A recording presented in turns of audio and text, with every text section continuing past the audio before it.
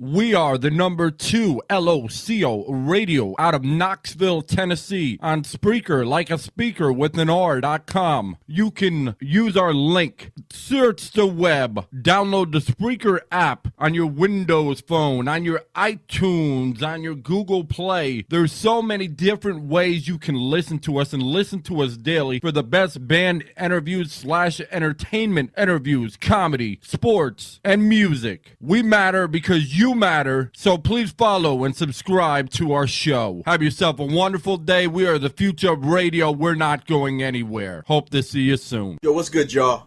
This is Fury Anderson, professionally known as CEE-Rock The Fury, founder and CEO of Handzup Network. When you want to get your crazy on, turn on to these crazy guys on this crazy show, 2 Loco Radio. That's right. Are they loco? No. They're 2 loco, so check them out. Good evening. Welcome back to 2 Local Radio. Right now, I have the phenomenal MC, which is a bit of old school and new school flavor all together. His name is CEE-Rock The Fury, also known as Fury Anderson. He is, known for, being on stage with great entertainers such as Chuck D and everything. And here he is. Why don't you introduce yourself, Mr. CEE-Rock The Fury? Woo! Yo, what's going on, 2 Loco Radio? What's poppin', y'all? So, Tennessee. Exactly. Knoxville in the house. What's up, Knoxville? Exactly. If you'd like to call during the show and ask CEE-Rock a question and not the haters, you're welcome to join in at 1-855-403-9071. They either will or they won't. But anyway, so where did you come up with the, CEE-Rock The Fury out of all the names out there? Wow. Well, Rock is a popular name now. But, back in the days, everybody had a street name. Like Ski or Rock or something to that type of effect. Like if your name is John, you might have been Johnny John or Johnny Juice or, something cool. So my government name, starts with a C, So, I went by names such as like C-Ski and everything. And, CEE-Rock just kind of stuck with me, cause I was known to, the rock, just get busy and just rock around the house. So, we used to say like, like rock the spot, or rock the block. So C kind of stuck with that. That's absolutely awesome. Okay, now, as far as like the Handzup Network and Handzup Entertainment and everything, is that like an indie label or how does that work? Handzup Network is a label. It is also a movement. The goal at the end of the day is to get everybody's hands up and to have a good time and to enjoy themselves. When you put your hands up, it's liberating. You reach for the sky. It's like stretching. It's like doing yoga. You put your hands up. Even in a robbery, you got to put your hands up. But in this case here, we are sticking you up. We sticking you up, man. We robbing you for your soul. You say put your hands up, and throw your hands up in the air and wave them like you just don't care. So when we go rocking the show or whenever we have a crew representing Hands Up, that's what we want to do, man. We want to promote that movement for everyone to get their hands up in the air in unity and throw your hands from side to side. And that's what it should be about. Yeah, and it seems like a lot of your songs, for instance, if you listen to Word Salad, are based on old school principles where it actually mattered to have talent and not just a cool beat behind them. Yeah, well, that's the problem today, man. And there's a difference between people rapping and people being MCs. Now, MCs are what rappers want to be. Rappers are just MCs who put words together and learning, so to speak. It's like in training day. You rap to get to a certain point in your life. You rap to become an MC. And hopefully the goal is for you to reach that level. But a lot of artists these days here, they think that just because you put 2 words that rhyme together, you make you an MC. No, you're rapping, but you're not without a deal. Because a person without a deal is like, I could do the same thing that person did and even better. So what makes him any different from me? There has to be something to, to determine the difference. And like I said, this is where MCs come in. We studied the craft. We learned to put things together in order to make things happen, in order to become great lyricists and not just somebody who just sounds like they was put on by their man or, got hooked up because they was related or affiliated or so. Well, people who didn't pay their dues, and this is what you're hearing on the radio and stuff now. It's like a lot of people have not paid dues. They might have certain connections, but they haven't paid dues. And they're not MCs. They're rappers. The rappers learn to be MCs. All right. I love that. Can you repeat that one more time for anybody that came in late? Yes. Rappers try to become MCs. Don't try to be rappers or stay rappers. Just like KRS-One says, like rap is something you do and hip hop is something you live. Rap is like your starting point. You rap to become an MC. You need to graduate to an MC. And if you don't graduate, you're pretty much a rapper still. I still rap to this day, but I'm an MC, so I can say that. I can use both titles. I'd rather use MC. Rappers have no choice but to use rappers because they haven't reached the MC level yet. They haven't got that diploma. They still got to pay their dues. When you get the street cred, when you get the people behind you, when you got people bobbing your head and they say, yo, that's that dude, or yo, that dude can spit, and you happen to become like either the talk of the town or, you've earned some sort of political credibility. I'm not talking about the Jerry Springer crowds. I'm talking about people who grew up in music, who appreciates the art and knows the art when they hear it. And when somebody spits it, they can identify with that person. They can identify a rapper from an MC. Just like in a commercial where you have a cat and you have a brand X cat food, and then you got, you have the name brand cat food. But nobody knows what it is because nobody put the labels on it. But when you taste it, when you hear it, you know exactly which is which. So when you see everybody go to this bowl here, and they say, yeah, that's the MC bowl. I didn't like brand X. What's brand X? Brand X is the rappers. So rappers become MCs. All right. And, with your style, how hard is it for people to adapt nowadays? Because they're used to just the beat and words don't matter anymore. Like back in the day, if you go all the way, back to the Chuck D, you go back to the Run DMC, you go back to, KRS-One, it had, meaning. And now with hip hop had totally changed or commercialized, I like to say, run by corporate now. How hard does it make a pioneer such as yourself actually, be able to get out there? And even KRS-One, when things changed, he got pushed to the back line, even though he had the best lyrics. Yeah, it's frustrating. It's frustrating for the simple fact, it's like, it's almost like the whole planet got, the wolves over their eyes. They've been bamboozled. When you have corporate radio or so forth take over and they play only certain songs, or you only hear the same 4 or 5 songs in rotation every day, then people and the listeners become programmed to that. It's almost like you be brainwashed. It's almost like you're a prisoner of war and they play something in your head or play something in your prison cell time and time again. Even when you get out, you still going to hear that sound.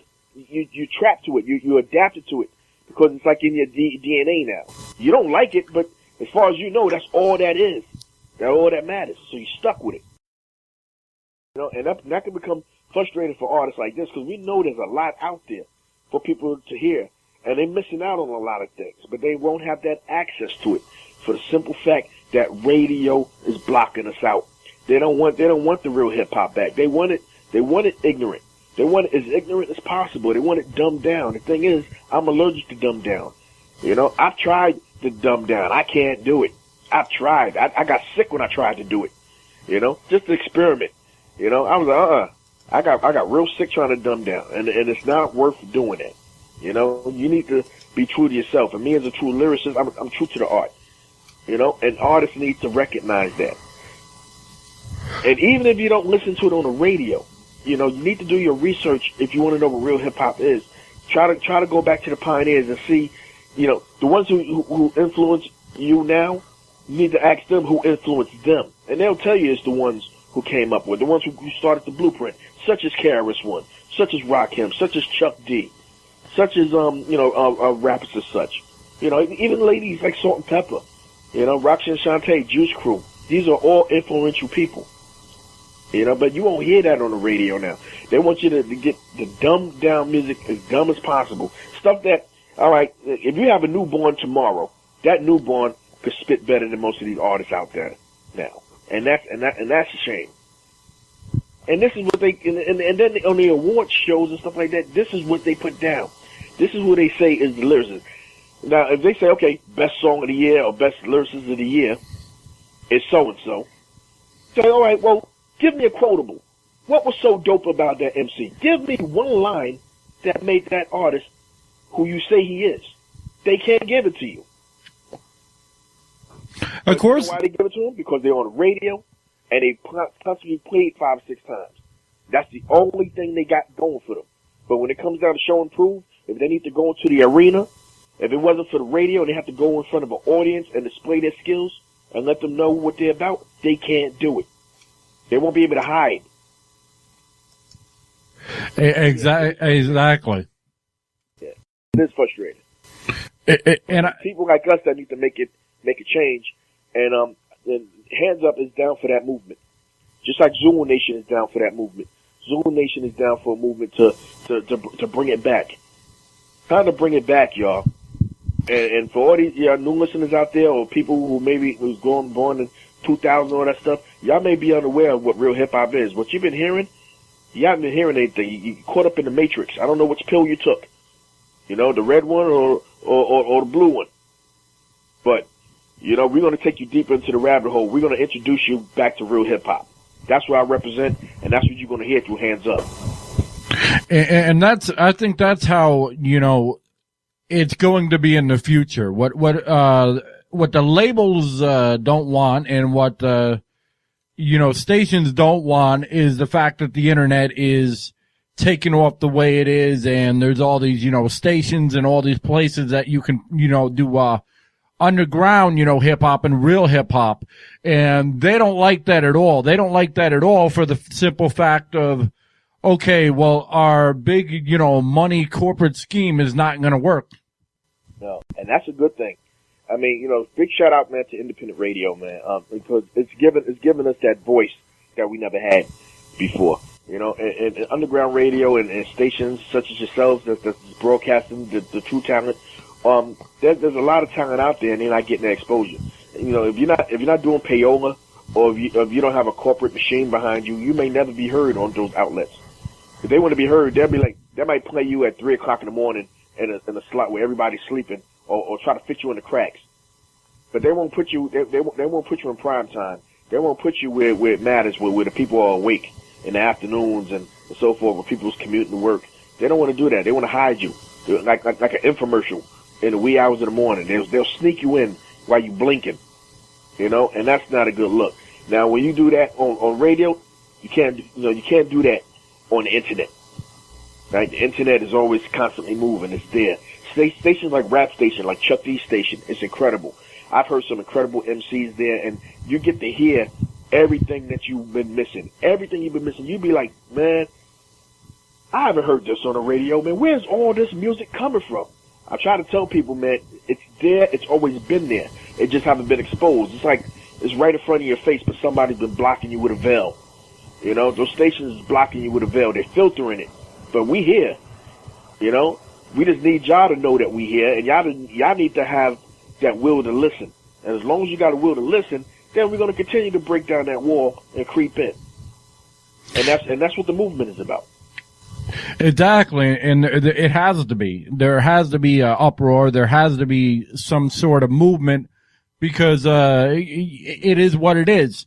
We were speaking, off the air before, and we were talking about it. You hear the same station on one side of the country as you hear on the other. It's absolute garbage. And what's funny is it's not about the people it's not about popularity, so to speak. It's about they want who they want. because, for instance, I had, Dirty D on here.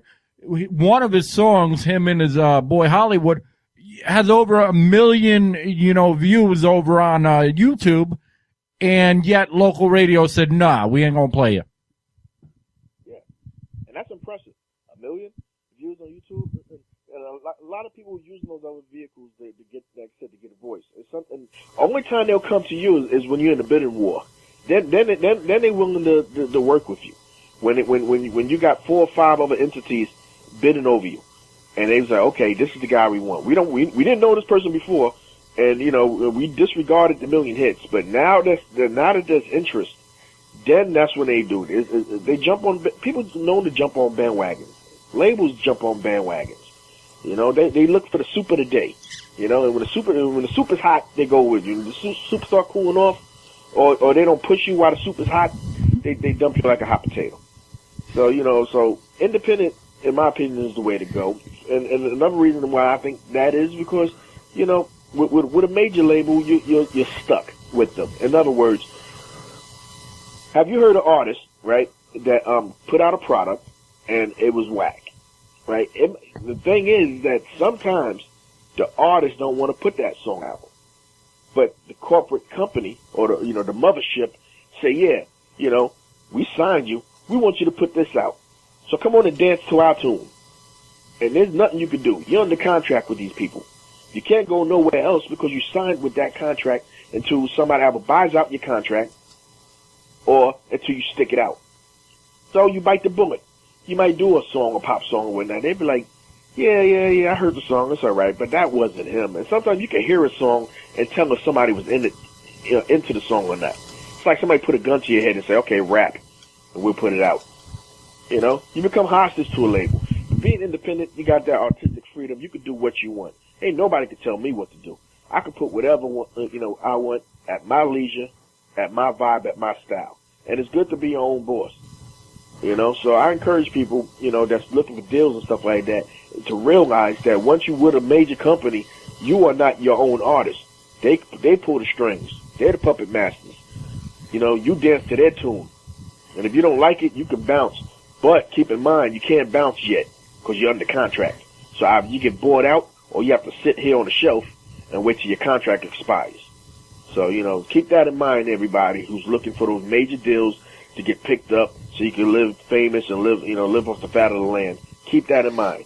What's important? You mean artistry or, slavery to the label? You mean with the rent cars and the rent houses, right? Because everything. Oh, yeah. The MTV cribs and all that stuff like that. The 14-karat gold toaster and all that stuff. Yeah, that stuff goes right back to the shop, y'all. All that stuff is, like I said, the Matrix. All that stuff you're seeing ain't real. And then that's another thing I wanted to talk to you guys about, man. It was like, it's crazy how these kids here, man, just love you for the simple fact that they're talking about money that they don't even got. But they see it on the videos and stuff like that, so they assume. And you know what they say when you assume, you make a you-know-what out of you and me. Yeah. They see you in the cars, beautiful cars. But they don't know at the end of the video, man, that car go back to the dealership. All those beautiful women kiss you in the video, go back to the modeling agency. That nice house you got, keys go right back to the broker because you rented it out for you leased it out for the video shoot. The cameras, the lights, all that stuff go back to the rental place. So it's all for show and tell. It's a presentation. So yeah, look good, everybody, but you're not fooling nobody. Well, you're fooling some of the people, but you ain't feeling real hip hop. Real hip hop know that you broke. Real hip hop is broke. And real hip hop ain't about money. Real hip hop is about the vibe. If you happen to be rich from the vibe, so be it. But hip hop is never about the money.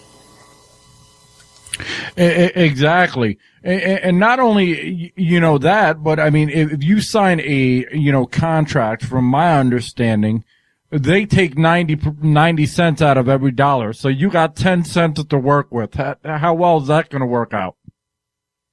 Here's a funny thing.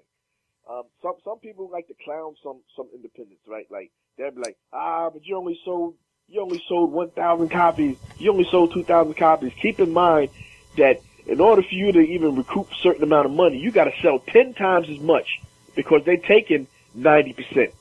So if you on a big label and you sold 100,000 copies, they taking 90%. then you stuck with only 10% of that. You're not getting all that money. Matter of fact, you're the last one to get paid. You know, the money goes to goes to the label, goes to the producers, everybody involved, the people for the videos, the makeup, and all that stuff like that.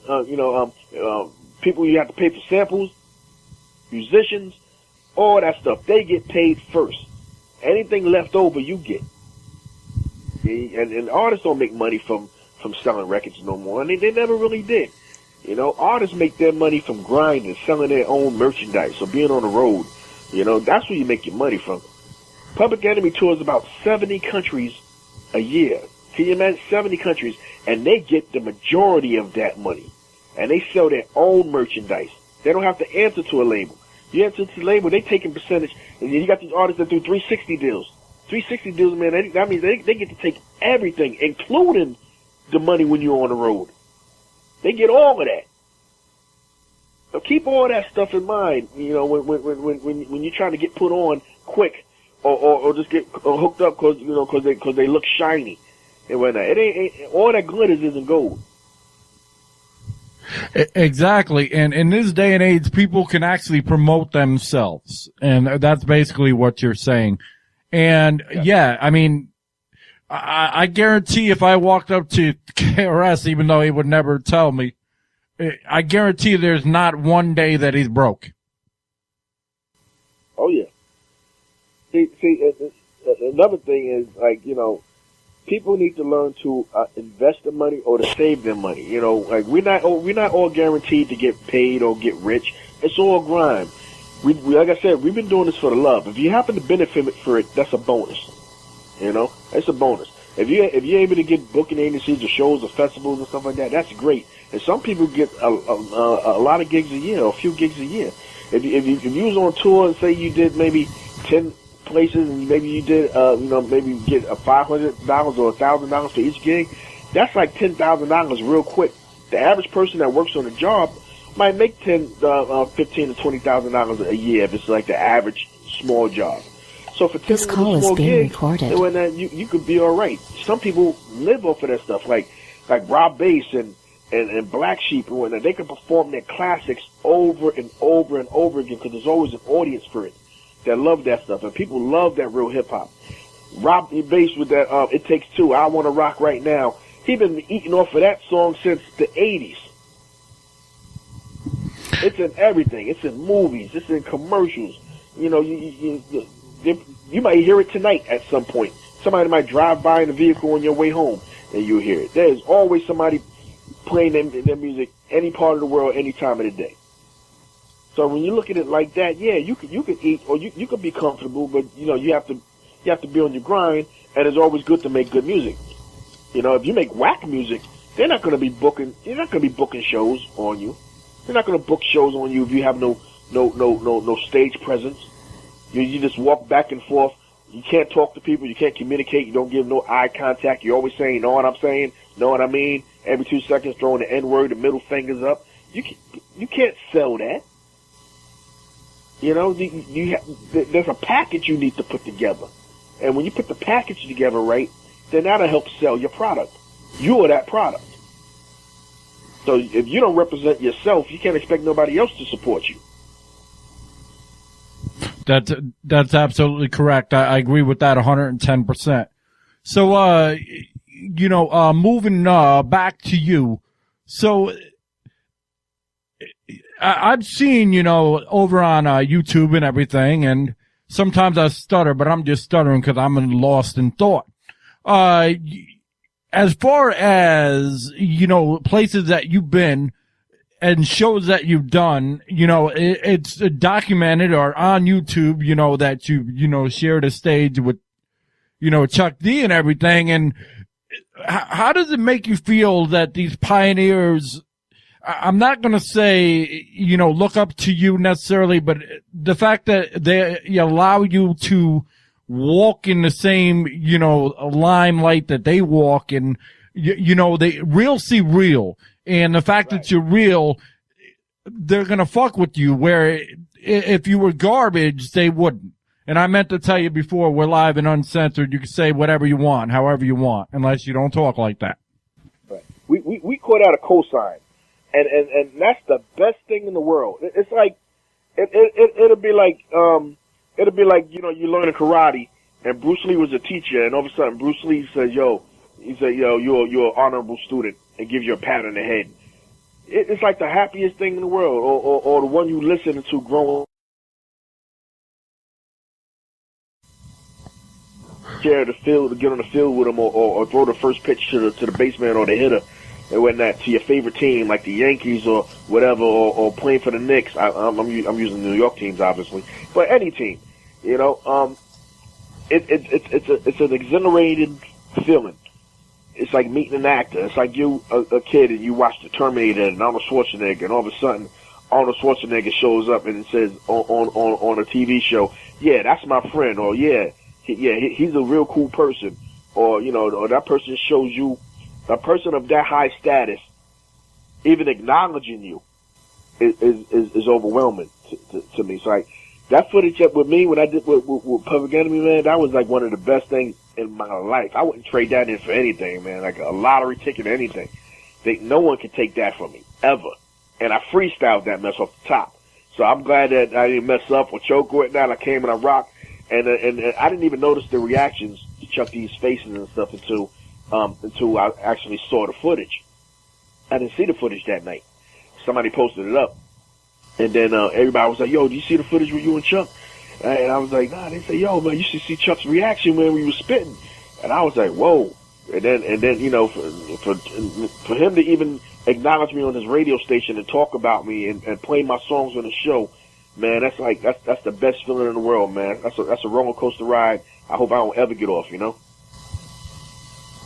So what's it like to tour actually overseas in other countries? Different world. It's beautiful.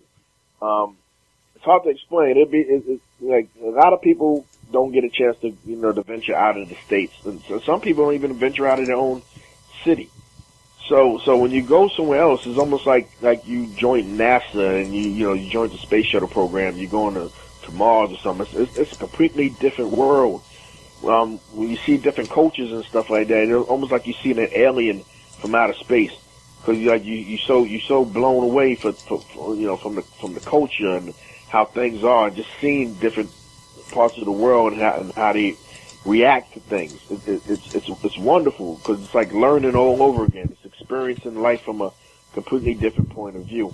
So yeah, man, I have the best fun when I'm overseas. Like when I'm over in Sweden, I don't speak none of the languages. I've tried. I'm not really speaking the language, but everyone knows hip hop and everybody speaks hip hop. You know, you could go to places like Japan. I haven't had a chance to go there yet, but like people have performed and went to Japan, and you got people from Japan saying your rhymes as you perform. Like they memorize the rhyme. You can't speak Japanese, but they know your rhymes in English. You know, over a rhythm. And hip-hop rhythms, that's what I mean, like, you know, like, it attracts. It's that vibe, it's that synergy, you know, and it makes you learn English or whatever language, you know, and make those foreigners, they be like, they say Wu-Tang Clan ain't nothing to mess with, you know, F with, whatever word you want to use, but, you know, it's crazy, you know. I perform sometimes, some people know some of my stuff, and they'll do the hook with me or something like that, you know, and I'll be like, that's crazy. So, yeah, it's the best feeling in the world. I encourage anybody who hasn't been overseas, you know, to try to venture beyond where you at, your boundaries, and experience it, man. It's nothing like it. And I mean, do people like, you know, take you different? Like, do they, where here it be like, nah, you may be whack. And that's not the case, but I'm just saying, with all the haters, compared to overseas, they're like, man, your song really, you know, touched my life, or, you know, that part just really just made my day better. And we got a lot of haters in New York, man. And the thing about New York, it's like, how can I put this? Okay, say you a gangster, right? All right. You're the biggest gangster, right? And you go and you kick open the door and you go into the room and be like, yo, everybody back down. Gangsters in the house. You know? I'm here. But little do you know that everybody else in that room was gangsters. You know, everybody in there was just as bad as you. So you talking all that gun shooting stuff like that ain't impressing nobody because everybody's on that same level.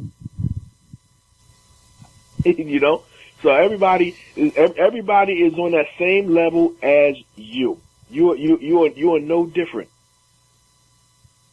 So that's the best way I can explain that, man. You know, like I don't know. I think that's probably one of the best ways I can put it at the moment. Well, I mean, New York is like split up, and what I mean by that is you have the city, and then you have upstate. Upstate is nothing like the city. The city is, you better be the best on earth and still, you know, hope that 50,000 don't say you suck, because that's just how New York is. Well, I said that example for the simple fact, like when you do a show and you got these hard MCs, right, performing, somebody in the audience is looking at you like, yo, man, I spit too. You know what I mean? Like they don't want to give you your props up there because they on that they think they're on that same level as you. It's like you got a concert, they'll come to your show and they'll try to jump up on your set. Yeah, but yo, son, no, let me get up there and spit something, man. But no, son, I'm on my set. You know, let me ride. Right? So that's the New York mentality. You know, it's like everybody's a gangster, so therefore it doesn't matter. You know, because like you could talk, we're not impressed. You know, because like you killed 10 people, I killed 10 people too, big deal. But if you kill somebody overseas, whoa, yo, that dude killed 10 people. You know, they're more impressed because everybody isn't like that. Everybody isn't in that same bubble. So if you're the only one in the room that kick open the door, you making more of a presence over there. But if you got a room full of people who are the same, it doesn't matter. That's basically what I meant, you know, by that. But overseas, they definitely appreciate you and they love you. They love you. They come to you at the end of shows and then they do autographs. You do autograph signings and they want to take photo ops with you. It's great. But you can't do that at a show like this. Cats don't even want to give you dap after some of a show sometimes. Not in all places, but some places. You know, they'll be like, all right, they'll be like, yo, yeah, that guy was performing. Yeah. In their mind, they know that you're a good MC, but they're like, yeah, you're all right. They try to play the wall. They play that tough act. Nobody wants to give nobody props in New York. But overseas, they show love. They're more open. You know, they wear their heart on the sleeve. So they'll show you love, man. They'll be like, yo, man, that was dope, man. Great show, man. Yo, you're coming back. Hope to come, you know, you're bringing other people with you. And, you know, let me know when I'll put the word out. You know, you get that vibe overseas. Here, not so much. Not anymore. And that's funny because you say overseas. Well, it also depends on where. We had a band, from England, you know, this afternoon and, you know, the evening their time. And they're like, okay, yeah, well, in England, it's all right. But when we went to Belgium, that's where it rocked. Right. Yeah, it all depends on, too, I guess, some geographical areas. Like I said, there are a lot of places I have yet to go that I'm actually hoping to go. I got my fingers crossed for maybe later on in the year to maybe go to places like Switzerland and New Zealand and Australia. I've yet to venture those areas, but I would love to go there. So, we'll see what happens. But, you know, I try to do my research, you know, when I go out somewhere, you know, just to kind of get a feel of the place, you know, or prior to a show. I try to chop it up with the people just to try to get in. One time I was somewhere and I was performing and I got a lot of boos. I forgot where. I think I was in Dublin. You know, it was a lot of boos with that. But then at the end of the show, I was leaving. Everybody said, "Yo, they loved you, man." No, what was that? I think I was in one time I was in the UK. I think I was in Manchester or somewhere like that. I was over there with Wolftown.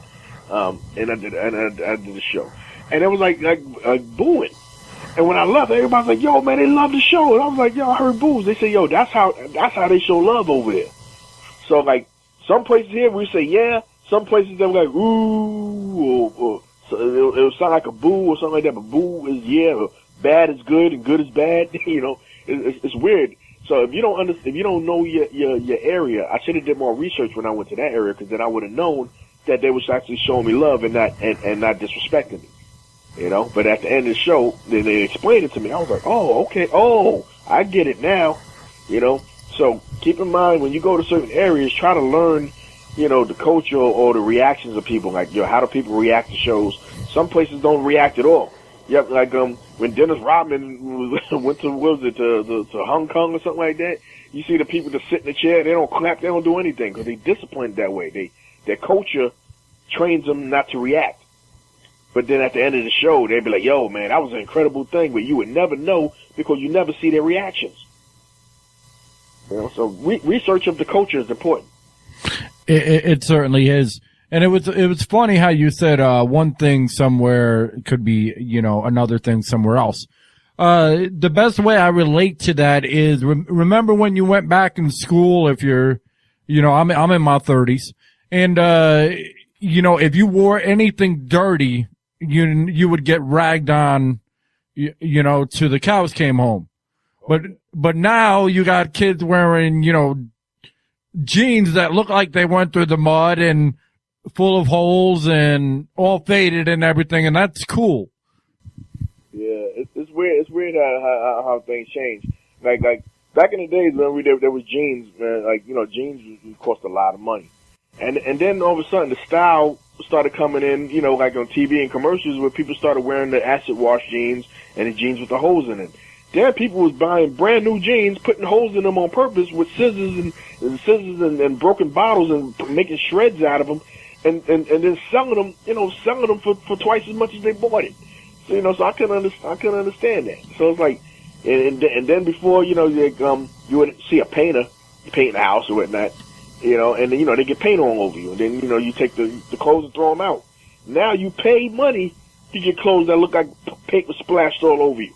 You know, so fashion has changed in numerous ways and whatnot, and you know, it kind of gets you dumbfounded how things happen. But, you know, fashion is fashion. What you gonna do? Exactly. What I love is, you know, that you know you're a part of, you know, the pioneer group, and what is amazing is how far y'all will go for your fans. Like, for instance, I went to a KRS, you know, concert up in, you know, Toad's place. The only white dude in the whole, like, you know, front section and everything. I don't know why, but I was, you know, squished like a pancake most of the show, and I didn't care. And the thing is, you know, KRS actually ran out of CDs, you know, and T-shirts and everything else. So he was actually taking cardboard to make sure everybody had a signature. Yeah, that's hip hop right there, man. It's like hip hop, you improvise. You know, if something goes wrong, we make it right. If there's a blackout and the power goes out, then we keep the party going somehow. We have the people clapping their hands. You know, we have them do percussions with their hands or snap your fingers or something. We get people involved. Most times now, man, these artists they have no stage presence. They walk back and forth on stage. They talk to themselves. They're too busy trying to pull their pants up. You know. Because they wear no belts. I was trying not to laugh, but it's so damn true. Yeah. They smoke. They go up there with a crowd of people that has nothing to do with the show, but to look like they have a big crew. You know, has nothing to do with anything. Nobody wants to see all of y'all, you know, sing or do We Are the World. We want to see y'all do something. You know, people pay their money to be entertained, not to see y'all just stand around lobbying on stage. You know, do something. You know, give the people what they paid for. You know, like you know, spit a rhyme, or you know, I do a backflip, do something. You know, but just stand up there for 45 minutes doing a show, just, you know, talking and saying, you know what I'm saying, you know what I mean, my end to the Iggers, you know, smoking trees, you know, where the B to the itches at, you know, all that stuff, man. It's like it's crazy how people can waste time on stage. And you know, me personally, I wouldn't pay for that. I could watch that on Jerry Springer or the Wendy Williams show or something. You know, if I just want to see nonsense. Yeah, exactly. But you know, that's why there's so many artists now that, you know, are getting signed and they have like one song and then you never hear from them again. Ignorance is bliss, man. It's like you won't hear from them no more because, you know, like they don't deliver, you know, they don't live up to the hype. I guess that's what you can say. They don't live up to the hype. You hear the song, everybody's like, yeah, yo, that's the dude, man. Yo, stop sweating him, man. Yo, he that dude, man. Yo, stop hating on him.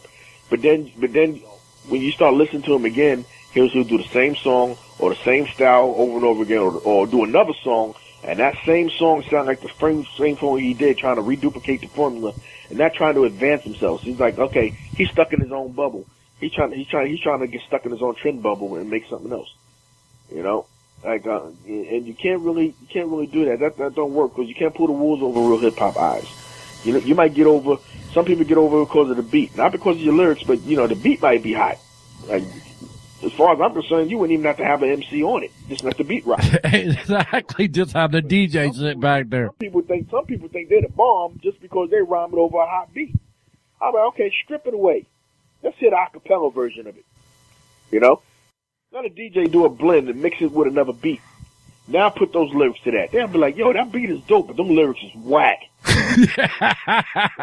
They'll be straight away. They'll be like, man, I didn't realize how whack it was until we stripped it naked, until we broke all the elements apart, you know. Because now that's what I'm saying. Like, artists need to realize that there will be a point where you're gonna have to strip naked and bare yourself, bare your soul, who you are, where you can't hide behind a beat no more, you know. Because if that beat ain't there and you can't bring it, they're gonna be like, well, what do you do? You know, like, did somebody just hire you as a front man to, you know, for this track? You know, you're not representing the track, but we rocked to it because the beat was hot. You know, Joe Rivers could have been on the track. You know, it could have been anybody. You know, I would have bopped my head to it. So don't think you're getting props just because you're on a hot track. You know, representing a hot track. MCs, man, like, MCs want to cater to a hot track. We need to accommodate the hot track. Like, we got to be as dope as the hot track, if not hotter, or at least break even. So when people examine a song, they be like, yo, okay, yo, that dude had lyrics, and he rode that beat like a surfer. You know, he rode that wave. But it's so much art and even when you strip it away. And be like, yo, that beat is hot, man, but that dude was whack, man. They could have put somebody else on that. They could have had Nas on that. They could have had Bust on that. They could have had Guru, rest in peace. They could have had somebody like him on that track. Why waste the track on that individual? He didn't represent it, right? You know, it's like giving a blind man a car, man. You know, he's not going to steer right. He's going to crash it quick. You know, give it to a professional driver who can ride it on two wheels and drive it backwards and do donuts. You know, and ghost ride the whip. That's what you want a driver like that to ride your beat. And then that is a rare find these days. Because everybody think just because you run cat with hat, you're a professional driver. Not everybody who wears stripes, you know, is a Yankee. There you go. That's very true. You know? I mean, like, you know, like, you can be on the baseball team, you know, but, you know, if you can't swing a bat, you got to earn those stripes, you know? Other than that, you're just a regular baseball player. You're not ready for the big leagues yet. And there is a difference between major league and minor leagues. You know? And a lot of these people are just novice. You know, they're cadets. They got a long way to go. Again, MCs, you know, are what rappers want to be. Or strive to be. I wonder how many DJs out there know that, you know, that an artist is whack, and in the back of their mind are wondering, okay, well, if I shut this beat down, let's have the audience hear them then. Yeah, man. Sometimes the DJ just, you know, gotta outshine the artist. And believe it or not, a lot of these DJs rescue a lot of these whack performers. Because sometimes the DJ just gotta take over and cut or get busy, you know. And believe it or not, some DJs have the same problem. You got some people up there that call themselves DJs and they don't do DJing. They just push a button. Paris Hilton is one of the top DJs in America now, believe it or not. Paris Hilton. Paris Hilton gets paid about $1 million to be at a party, to get drunk, and just to be there and take pictures and stuff like that. And they put up in the DJ booth with somebody there to guide her, to say, what's that button? Yeah, push that button there. Click. Hey, everybody, I'm a DJ. Wow. Paris Hilton, one of the highest paid DJs out there. I kid you not, man. You want to hear one of the most amazing things that make your jaw drop, or your jaws drop? That is it. You know, Paris Hilton over Premier, over Biz Markie, you know, over DJ Scratch and DJ Lord and Terminator X and all that stuff. Paris Hilton is leading the pack, y'all. And now, that don't tell you the difference, like with hip hop. You know, like it's the same scenario with rappers. Picture Paris Hilton being the Rakim of DJing. Wow. That's a horrible picture to picture in your mind, right? Yeah. It's absolutely terrible. And the thing about it is, the way you're saying it is basically saying, okay, people are nowadays going for the eye candy rather than the talent. Right. They're going for the marketing campaign and whatnot. And they'll get somebody to sell something. They'll go by any means. If President Obama was to put on some headphones and be a DJ, everybody would come and check him out just because he's Obama. He's because of his name status.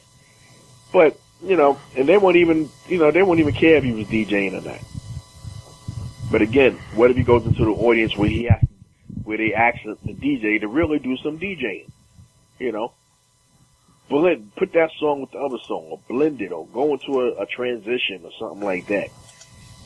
Then what do? So people are watching. Some people don't care. But people who appreciate real music, we care because we analyze things as such. The person who don't care about music, then you might as well just listen to anything and don't complain about nothing. But we true to the art, so we study things like this, and when we see things that's uncomfortable, we like to acknowledge that. We'd be like, yo, this guy's a dope MC, but the beat needed work, or it could have been better, or this, or the DJ's not doing that, or what is the DJ doing? He's standing back there. We see he's a DJ because he got on the headphones in his ears, and he's standing behind some turntables. But he has yet to do anything through the whole show. So is he a DJ for show, or is he a DJ for show? Exactly. Some people have talent, and then some people don't. Not even close. And what I love about this is the fact that we can, actually have a real conversation, and it's still considered, it's still an interview. Some people would be like, all right, well, an interview is just, okay, you ask some questions, they answer some questions, it's over. To me, it's about the story. When you say, how you are and how you feel and, what you're about, that's what it's about in this day and age, because anybody can download anything. I mean, it's as simple as that. And it's not like 15 years ago where, you needed talent, but at the same token, if you don't have a personality, then why are people going to bother? Just because you got a hot track, they're like, okay, well, there was one time, okay, now I have to sit through this album and 9 of his songs suck. Now people will be like, all right, well, you know what? I don't have to buy the album. I could buy 2 tracks, or I could buy the single and say, well, forget the rest. That's another thing. Like some people, they'll have that one hit, maybe with the machine behind them, and that'll sell the whole album. My album sometimes go platinum based on that one song alone. But then here comes the reviewers and the people that actually sits down and listen to the albums and do their reviews. And some of them get 1 star, some get 0 stars. And the only thing they can talk about is the song that they broke out with, in the video and so forth. But they hear the other album, they'd be like, this album is extremely hot garbage, And it was like, wow, should have stuck with a single player, because if this is what's going to reflect you in the future, they'd be like, oh, this is the only song we can give you props on. 50% props, or 55% props, not even 100% props. But this is the only song we can give you props on. Your album is garbage. Hot garbage at that. you know, and it's like, that's the stigmata of the artists today, you know. They actually think whack is good. Whack is like you know, you say orange is the new black, you know, that is the new whack. You know, and they think whack is what's in. And the sad thing is, it is in, because some people are tone deaf to quality. You know?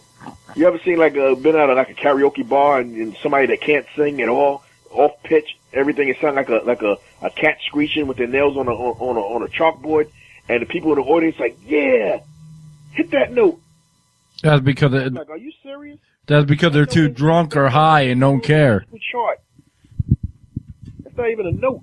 I mean, that's I've heard somebody hit a note before. It was questionable if it was the note or a frequency.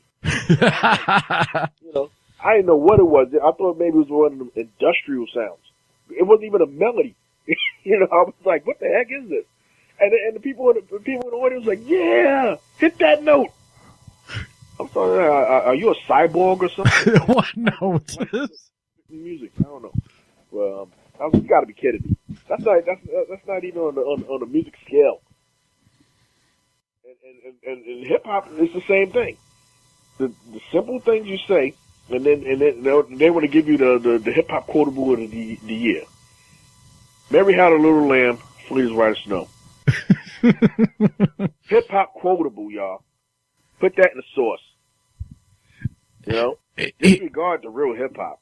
Just make it as simple as possible. For a lot of people, man, I think a lot of these rappers go to Chinese restaurants, buy a bunch of fortune cookies, and just, you know, spit that through their BlackBerry or whatever.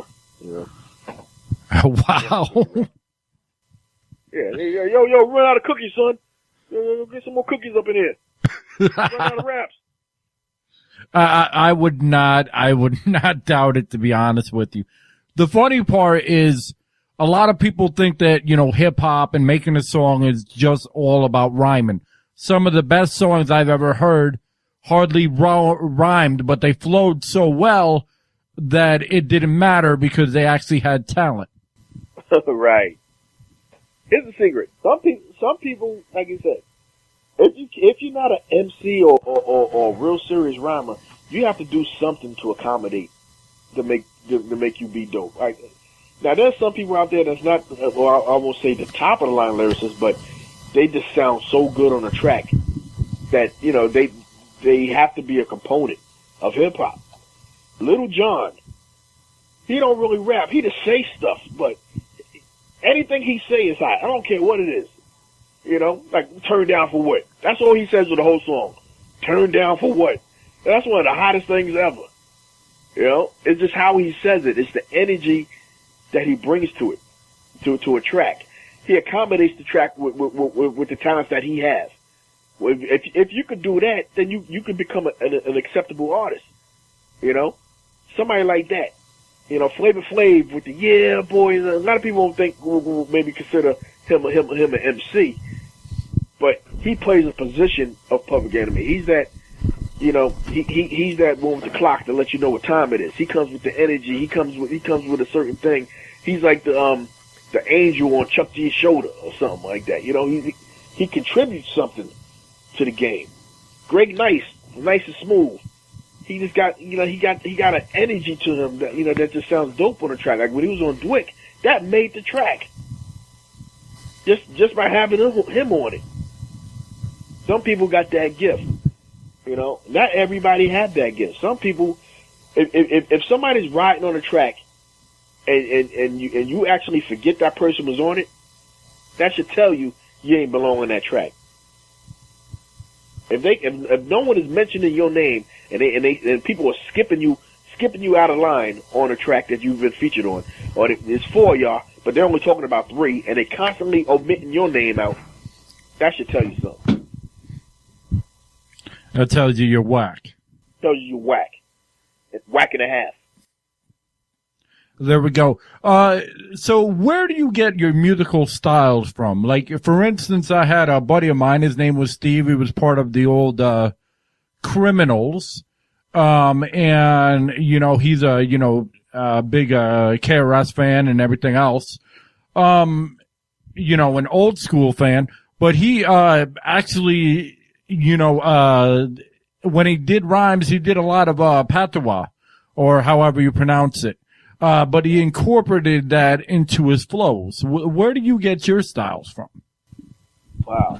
Well, people have called me a lot of things, and unfortunately they've all been good.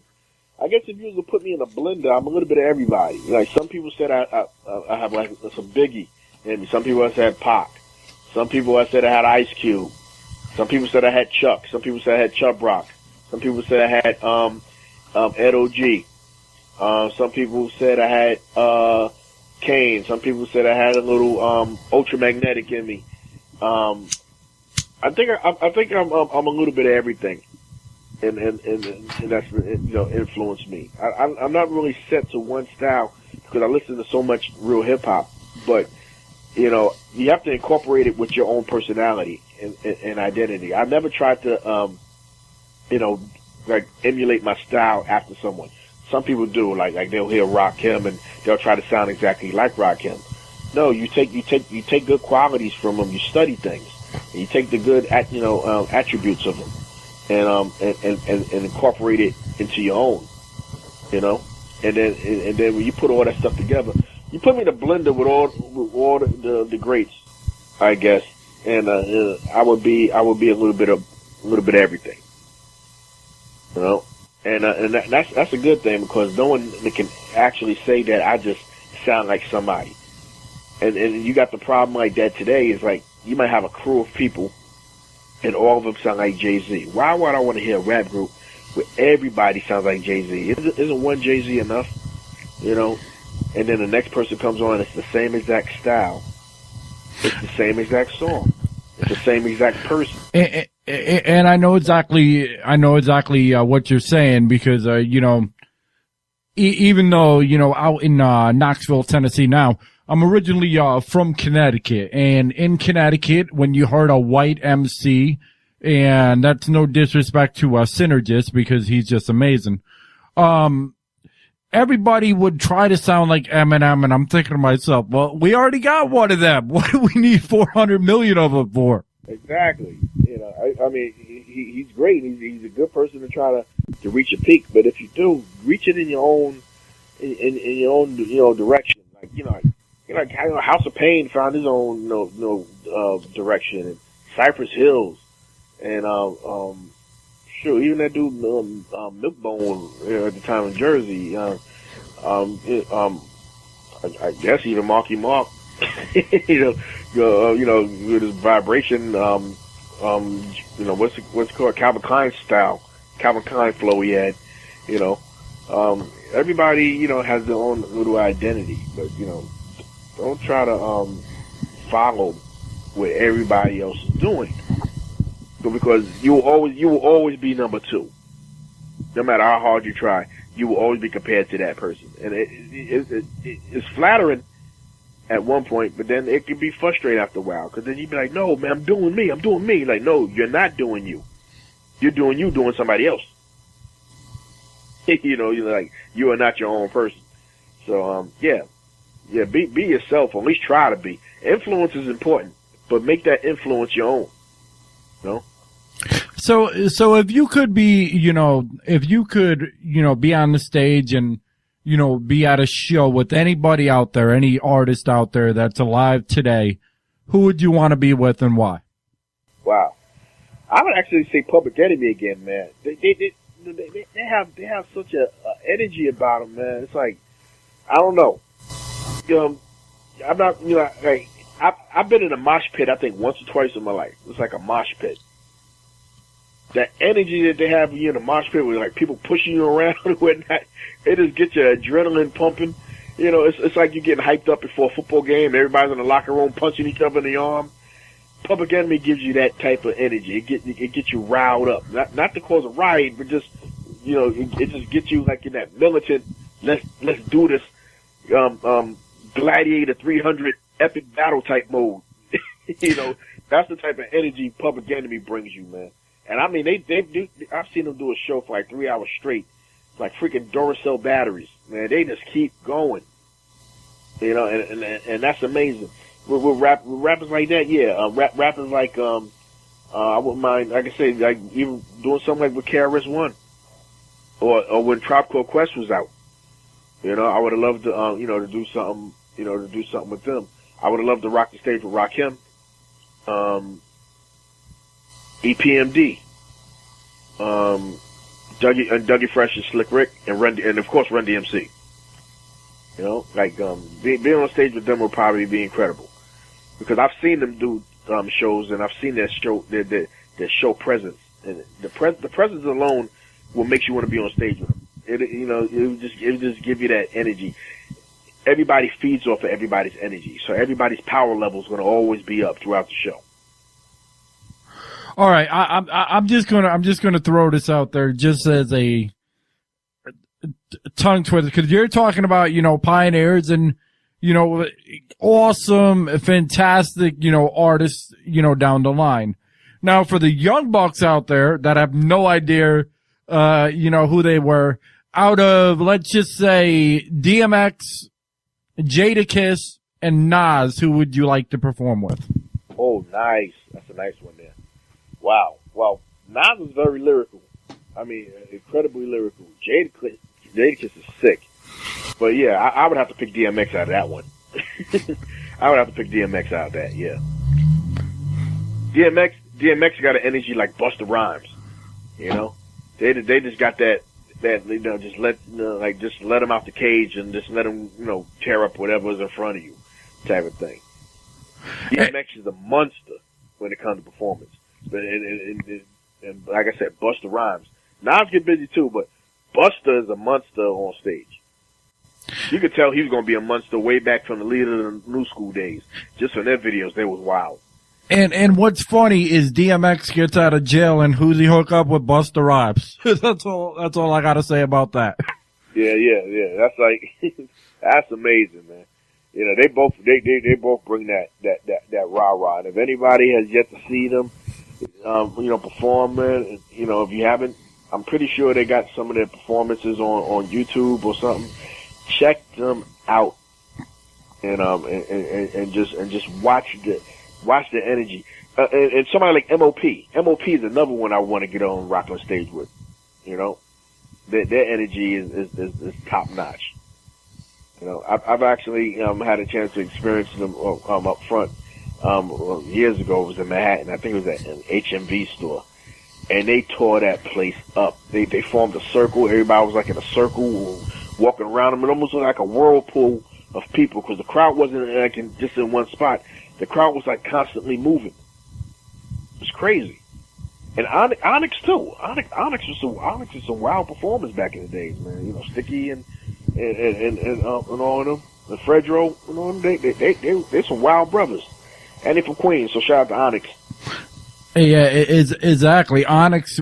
What's funny is I'm not much of a graffiti artist at all, but I loved Onyx so much when I was younger that I spray painted a building Onyx. That's so wild. But that's influence right there. But back when I grew up, and I was young, the two biggest things, in the East Coast, and I'm not talking about the West Coast, the Snoop Doggy Dogg and, all them, Dr. Dre. But in the East Coast, the biggest things that were around my area were Onyx and Wu-Tang Clan. Oh, yeah. Yeah, rocking with them would be a great thing, too. That's another name that definitely would make the list. I would love to perform at some point, or down the line with Wu-Tang, even if they just do their last hurrah on their last album or whatever it is. I would love to just share the stage with them, because they just have that, they have a presence. And Old Dirty Bastard, like I said, Old Dirty Bastard, he brought something special to the Wu-Tang Clan. He was that X factor. There's always an X factor in a crew that just kind of stands out from the rest, and ODB brought that to the table. So when I mean like when artists should bring something to the table, think of somebody like like ODB. That's why they call him the ODB Bastard, because nobody was the father of his style. Nobody fathered his style. That was his alone, and it stood out like a sore thumb. Like if you can hear 100,000 people and he would stand out from that crowd. That's impressive. And what's even more impressive, Wu-Tang Clan was like 9 people or 10 people. It was crazy. And he still would stand out. Yeah, and everybody made a special contribution to him. You know, Method Man was the first one to break out, you know, out the bunch. But, you know, yeah, everybody was specialized in it. You know, everybody was technicians in their own way. You know, the GZA was a lyrical genius, and Method Man just had a suave way of saying his stuff. You know, Raekwon, freaking monster lyrically. You know, it's like they had no real weaknesses that, you know, that anybody can really, you know, say. They had no weaknesses. And they were, you know, and they made out money wise because there were so many of them, and it wasn't like, you know, just one album every 5 years. They were always putting out stuff.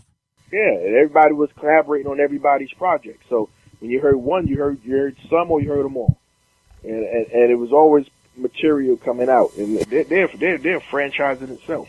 I remember before, all you used to see was people with Wu shirts on. It was the W. That's all you saw, you know. Just like how Run DMC had the Run DMC shirts and whatnot. Wu-Tang was just as big, and you know, that's influence right there, man. When you can do that, that's a wonderful thing, man. And back it up. All of them are strong lyrically. You know? I'm pretty sure they challenged each other. I mean, you could tell, like, on a track, it almost sounded like they was trying to outdo each other. You know? They was probably placing bets. Yo, I bet you I'm gonna serve you on this track. Yeah? Well, we see about that. And that's what it sounded like. Like they had money on it. And sometimes that's what it takes, you know, the competition nature of it to, you know, bring the best out of you. Absolutely. You know, and it was a family. So, you know, like, you know, brothers have their little sibling rivalries or you know, whatever. But, yeah, it's good to have competition within your crews and stuff like that. Like, even between my peoples and stuff like that, we kick the lyrics all the time, but, you know, we tell each other if we need to step it up or something like that. You know, like I have a group of people that I do with my Handzup thing, man, and I'll put people on because I see something in them, and I'm not trying to put on the norm. There's been quite a few people that want to, like, you know, get down with the thing, but I don't represent some of the stuff they talk about. Like, some of them are very talented, but I just don't represent the direction of content. So I don't think they would be a good fit. Not saying that they're not talented, but they don't fit what I'm trying to put together. All right, now let's flip the script and let's say you're headlining the stage, Mr. CEE-Rock The Fury. Who young out there would you want to open up for you? Wow. Okay. That's pretty good. Joey Badass is pretty good. You know, Joey Badass, he is a new kid. You know, he got an old soul. You know, he got an old soul. But yeah, Joey Badass would be one. And, the kid, Astro. That was on X Factor. Astro. Yeah, he got some skills. You know? I think there was one other one, but those are the only two I could kind of think of at the moment who, Schoolboy Q is pretty cool. Let's see. That's about it. I don't really listen to too many new people out here now. I mean, not really a rapper, but what's his name? Mac Wilds. I like Mac Wilds' style. You know, the one, it was the kid that used to play on the TV show The Wire on HBO. Nice. That song, Own It. Mm-hmm. That song, I ain't gonna front. That's a freaking hot song, man. When I be DJing, I cut that mess up all the time. You know. Yeah, Mac Wild. Those are the three I would put on. You know, to rock. All right. So when you're not performing and you're not, you know, writing and everything, and I know that's hard because any musician will say, "Hey, I'm always doing this." What do you do on like an off day? Off day, networking. I kid you not. I'm almost on this computer my legs be bothering me sometimes because I be on the computer so much, man. I'm just doing work. Either I'm recording or editing, or I'm sending out presentations or press kits, or I'm doing artwork because I design the artwork for the artists that I do. I pretty much do everything myself because you know what they say: if you don't do it right, you know, if you want it done right, you got to do it yourself. Or if people don't quite get what you're trying to do, then the only way you can do it is yourself. So between work and stuff like that, I come home in the morning. I work the graveyard shift. I come home and I start, and then sometimes I don't even sleep. You know, and that's not a good thing all the time, but that's just how focused I am, where I'm in robot mode. So yeah, mostly the thing I do is music, and when I do get a little leisure time, I might try to drink a brew or two and try to catch up on some of my shows on television, like 24 with Jack Bauer. Shout out to Jack Bauer. So, outside of the music industry, or your neck of the woods, who are your influences? You mentioned Jack Bauer. I mean, who else in movies or outside of music is really influential to what you do? Well, one of my biggest influences, believe it or not, was Bruce Lee. And that actually kind of happens with my name. That's kind of how I got my name. That's how I added the Fury.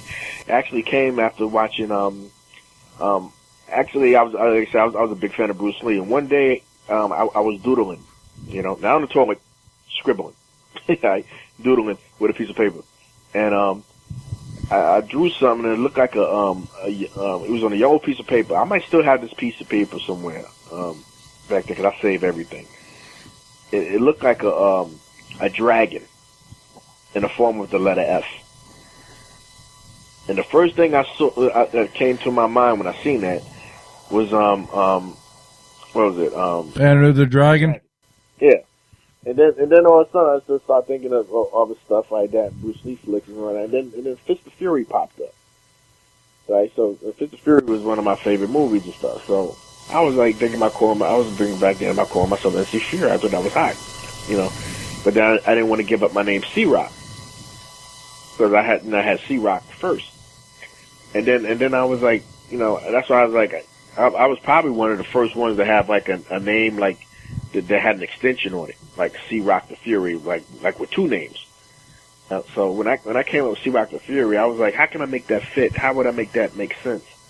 And I'd be like, okay, if my flow I felt was kind of furious, and I'm rocking it, so it'd be like if I was performing on stage or something like that, somebody would come up to me and say, yo, C, comma, yo, C, Rock the Fury. So it's more of a nice. So somebody would say, yo, C, Rock the Fury.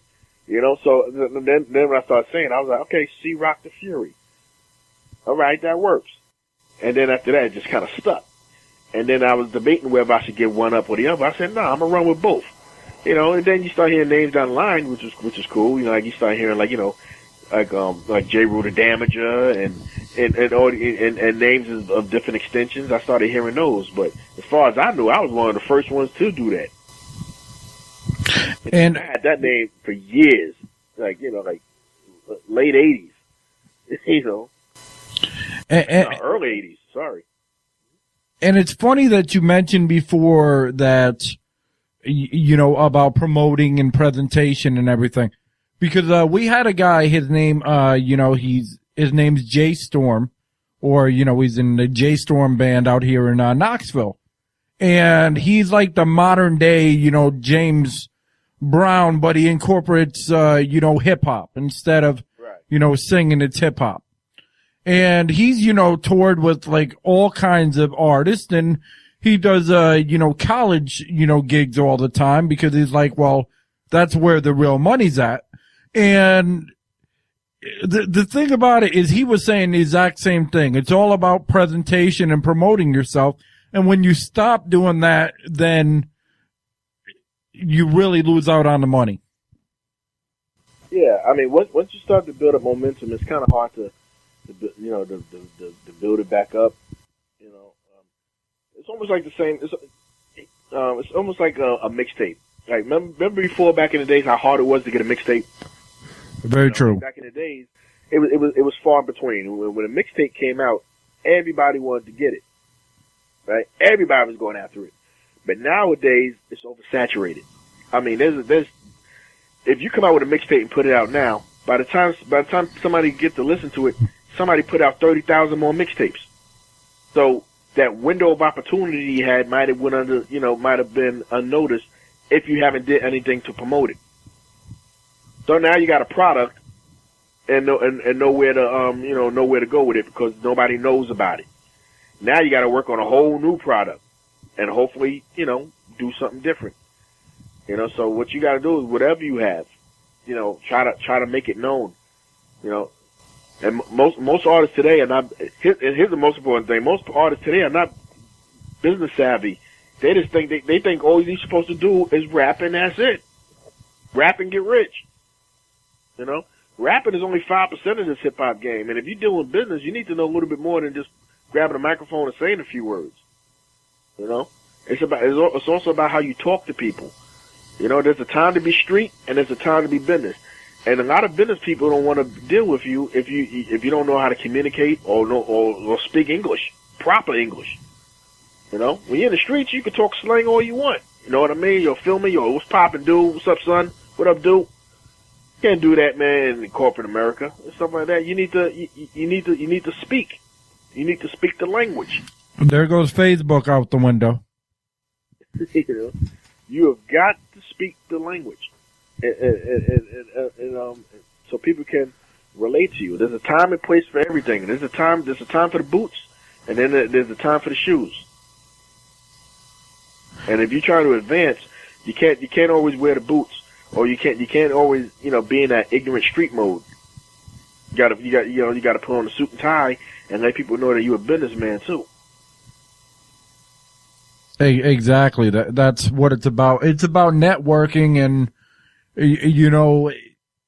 the people you come across, not to burn bridges. Because here's a story. I don't know if you have one in your life, but I know that I was a young kid and I was a teenager and I worked for this, little Office Max place. And, I basically told my boss he can go somewhere. Well, what's funny is I graduated in computers. I go for this high-end, job in computers, and it ends up the same guy is the interview guy. And he's like, I don't care what your resume says. I don't care how much experience you have. I'm never going to forget what you did, and you're not getting this job. That almost remind me of my brother, my brother Lovechild. He told me, man, that he went for his driver's test, right? And he did a driver's test and he failed his first test, right? And he failed because I don't know. I think it was parallel parking. He didn't hit anybody, but they said he was too close. So he was arguing with the guy, like he didn't hit nothing. So why you failing me? Oh shit! He was pissed off on that. So he went to do the test again. This is him right here. Yeah. He went to do the test again. And this time he Hello? Yeah, can you hear me? Can you hear me? Yeah. Is this CEE-Rock The Fury? Oh, snap. Who this, man? This sound like a brother, speaking of a brother. This is your brother from the same mother. This is Ram on the air. What's up, bro? How you doing, bro? I always wanted to hear myself on the radio. Can I sing? No. Oh, what's going on? How y'all doing? I'm doing all right, man. We just chilling on the Soto show, the Loco show, the Two Loco show, man. Huh? Well, we want to get you to come out here. People out here want to hear you. Sure, man. I would love to get out there, man. It's been a minute. Can you come tonight? Yeah, yo, Two Loco, what can you do about that, man? You think you can carry me over there, man? What? Yeah, okay. Who's Two Loco? This is his show? That's his show, y'all. Yeah, yes, How you doing, Mr. Two Loco? I'm doing well. My name is Ray Ray.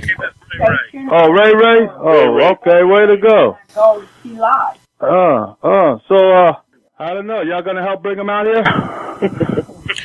Well, where's out there? Tacoma, Washington. Not today. Not tonight. He said not to. Wow. Yeah, it's crazy, man. We just chopping it up, man. Just talking some music, man. Talking that hip hop madness. About your new album? Oh, we didn't get to that point yet. I'm guessing that he was going to ambush me with that question later. Oh, okay, all right. Thank you for messing that up, bro. Oh no, well I was on my Bluetooth. I wasn't talking to you. I was better than a younger two. Hey, do you think you could give me a sample of your flows? Nope, we're not doing that tonight. Oh, okay. All right. So how long y'all gonna be on the air for? Sure. I've been on about an hour almost, man. Right now we just chopping things up, but you never know, man. Local might surprise you with something today, man. I don't know. He might surprise you with some good music. He's been playing some music from a lot of artists today. All right. What's the station? Station? Yeah. Let him tell you that. All right. Tell me that. I'm writing it down. 2 Local Radio. 2 Local Radio. That's the number 2. And that's yep. And Loco is the regular spelled Loco? LOCO Radio. LOCO Radio. I got you. I'm gonna tune that in as my favorite. That's what's up. Tune it in, man. You stick around because I think I'm still being interrogated by the brother. Interrogated. Oh, really? So you want me to just stay on the line, or you want me to hang up and call back? It's on you. I'm gonna leave it up to you and Loco. Okay. Well, what do you think, Loco? You're welcome to stay on if you like, but you're welcome to call. You can call back as well. So. All right. Well, I'm gonna grab something to eat, and then I'm gonna call back, and I'm gonna take a bite for y'all too. All right, man. Don't come back chewing no hamburgers, man. Nah. All right. You got it. With that, man. So I heard y'all spoken some hip hop. I got you whiskey or something. Yeah. Well, y'all guys keep it real, keep it popping, and I'll holler back at you in a minute, bro. All right. Yeah, bro. Look forward to it. All right. All right. One love. See you. You know it. All right. Unbelievable. What's unbelievable about it, man? I don't know. You gotta know my brother. Unbelievable. That's all I'm gonna say. Unbelievable. He's the flavor of the family. Oh, there you go. There you go. Well, everybody. That's one of my older brothers. I'm the youngest. He's older than me. So it's everybody has that person in their life that's wants the center spotlight, and you can't blame them. Yeah. I mean, he used to be my bodyguard back in the days, man. When we used to roll with him, and over there, he's like, I don't know, he's like the Suge Knight of Seattle or Tacoma. I'm gonna leave it at that. He's like the Suge Knight over there. Yeah, I'm like I'm really gonna get him all the way from New York to Washington. Yeah. He was like, yo, man, so you gonna fly him over? Like, you gonna do it now? Yeah, right now the planes are just gonna stop and be like, all right. I actually think he was serious when he said it. That's how I was like, oh, brother, here it comes. But getting back to what I was saying about my brother, right? With the driving thing, he like I said, he failed the first test, right? And he went back later on to do another test again. Turns out the same dude that failed the first time was there again. Wow. Same spot. Nah, but here's the crazy part. So he tried to skip the line and let somebody else go in front of him, right? To go with another driver. Something happened with that. They had to switch drivers again. He wind up with the same dude again that he tried to shake down. It was like you can't make this stuff up, man. I was like, it was just crazy. Like you couldn't shake this guy. So he wound up doing the test with the same dude that failed the first time. But this time, when he passed and whatnot, he took off in the car and started burnt rubber in his face. After he checked everything up and graduated. So he was like in your face and then burnt rubber and pulled off. Alrighty then. Yeah. I was like, that stuff like that don't happen, man. To run into the same dude, and like almost like a year later or down the line to do a test again, and the same dude is there. You never know, though. And when you burn bridges, it's hard to get them back, period. There's really, I can't speak on New York. I've been through New York. I've, been through the city, had, friends up in New York. Actually had a girl up in New York for a while. But in Connecticut, people don't, it could be 15 years later, they don't forget your face. They don't forget your name. Some people forgive, but they don't forget. And they'll remind you any chance they get if needed. So burning bridges is never a good thing. And one thing about me, my Handzup network, man, my thing is about building bridges, not in the process of mending them. But the fucked up thing in my situation was I was young, and I apologized and everything, but in the real world, people don't want to hear it. You screw up, they don't want to hear it. Yeah, because everybody's perfect, or what did you say? Poor body's nerfic. There you go. Yeah. Everybody acts like their shit don't stink. Yeah, exactly. And, like some people have potpourri and some people have poopery. And some actually smells like what it is.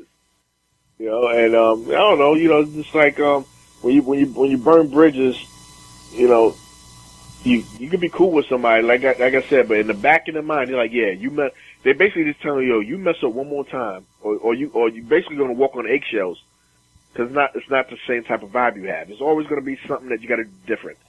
You gotta tiptoe around. And things will never be the same. People are not that gullible. Yeah, and the best way I try to, explain it is basically if you look at the Twix commercial, where one side is the exact same as the other, but they absolutely hate each other. Oh, yeah. Absolutely. The enemy companies, it's the yin and the yang, man. Exactly. So, So what do you have, lined up? You have a new album, I'm taking it, lined up. I got a lot of things lined up. I'm actually going to reintroduce my first album for the people who might have missed it around the first time around. So I'm gonna re-release my album called Bringing the Yowza. I'm gonna call it Bringing the Yowza Revisited, because it's a serious hip hop album. I would like to, a lot of people consider it a hip hop classic, So I want to bring it back around and reintroduce it to people who might have missed it around the first time. I want to do that, and then my sophomore album. It's called Curiosity Kills the Cat. I might have sent you some songs from that particular. The album hasn't dropped yet, but it will drop. And that's what I'm in the process of doing now. I'm trying to get it out before the year's up. I haven't put a specific date, but I've been dropping numerous singles from it.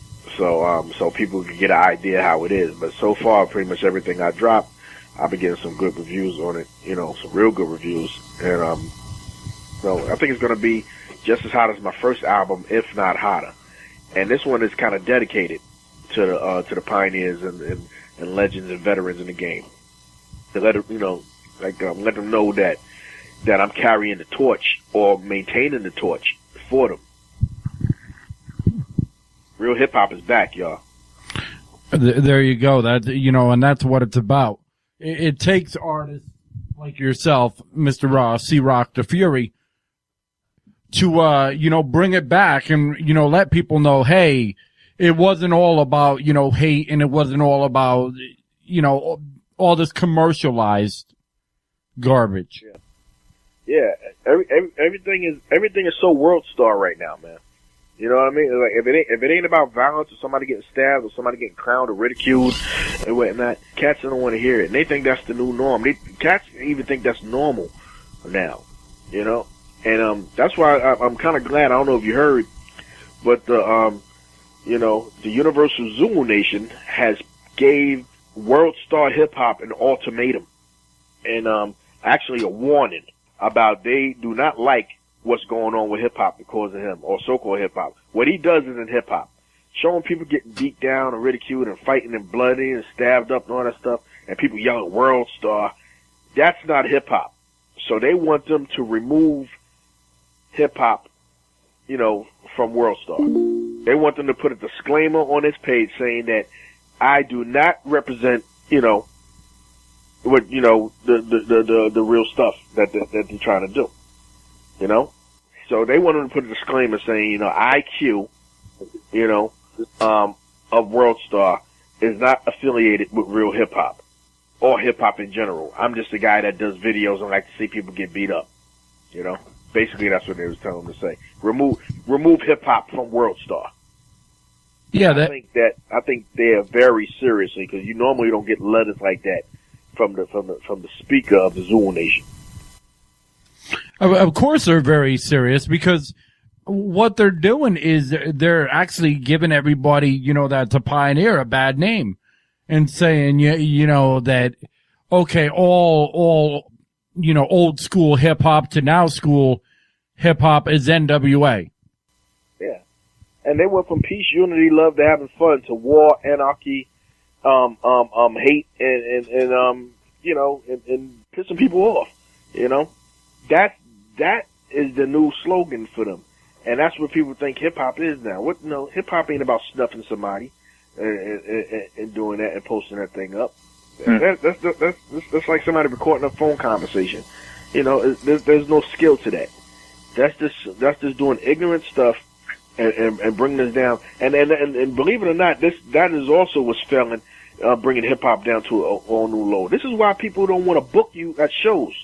You know, they don't want to book you at shows because you are a liability, because they know the type of clientele you're going to bring in, because of the way you talk, the way you act, the type of individuals you hang around.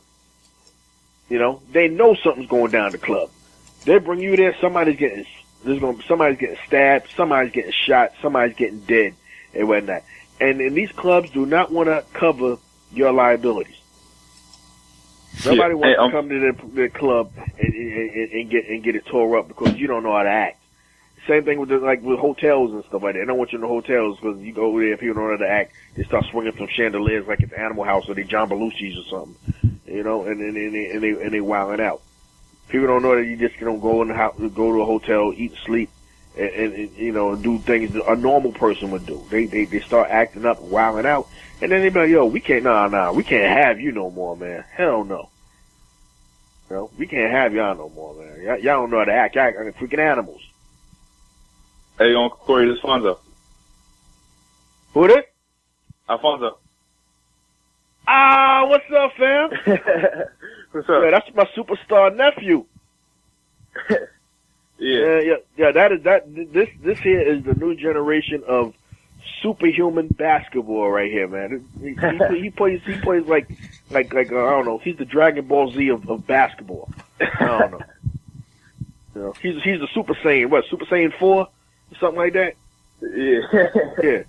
Yeah, man. He's incredible, y'all. Shout out to my nephew out there. Thanks for calling in, man. Yep, no problem. So what brings you to this neck of the woods, man? You're on the Two Locos show, yo. Yeah, for real? Yeah. Yeah, this is Two Local Radio. Yeah. So what's going on now? Nothing. My dad told me he was on the radio, and then and he gave me the number to call. So, that's what's up, man. Yeah, you need to give everybody the number and have them call up, man. Yeah. Yeah, and save this on your Facebook and share it out there, man. You know, Loco's doing the thing, man. I definitely want to, give my thanks for, let me have a forum to speak my mind a little bit. Yeah. Where's the station out of? Knoxville, Tennessee. You heard him in Knoxville, Tennessee. That's what's knocking at. Yeah. That's the School of Hard Knocks over there. Yeah, well, the home of the UT Volunteers. Huh. What's your basketball team over there? UT. Oh. Not you. Your team. Oh, yeah. Talking about Tennessee. UT Volunteers. Tennessee Volunteers. You ever heard of that team? You wanna go over there and play them? Yeah, they cool. what conference is that? SEC? It sure is. Yeah, I like the SEC conference. I always wanted to go to Tennessee, man. Ever since I heard that Arrested Development song.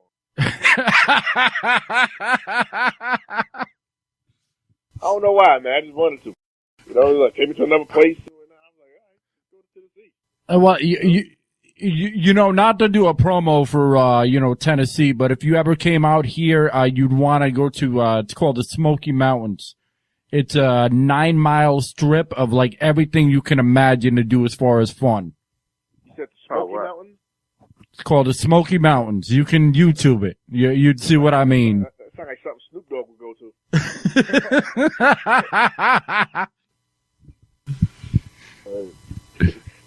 Probably got a lot of trees there, right? No, I mean, Tennessee isn't as backwoods as people think it is. So. I don't know jack about Tennessee, to be honest. That's why I said, man, like about me going venturing to different areas. I definitely want to check places I haven't been at, man. I just like doing that. I like going to new neighborhoods and introducing myself, and then after that, I could build that up. That's why Public Enemy did it. When they go to a spot, they be like, yo, come back. Yo, when you coming back? You know, they be like, yo, before you know it, they was doing one country. Now they doing 70 countries, and then I think it's going to go up to like 90 countries. You know? I want to get to that point. I want to get to Public Enemy point.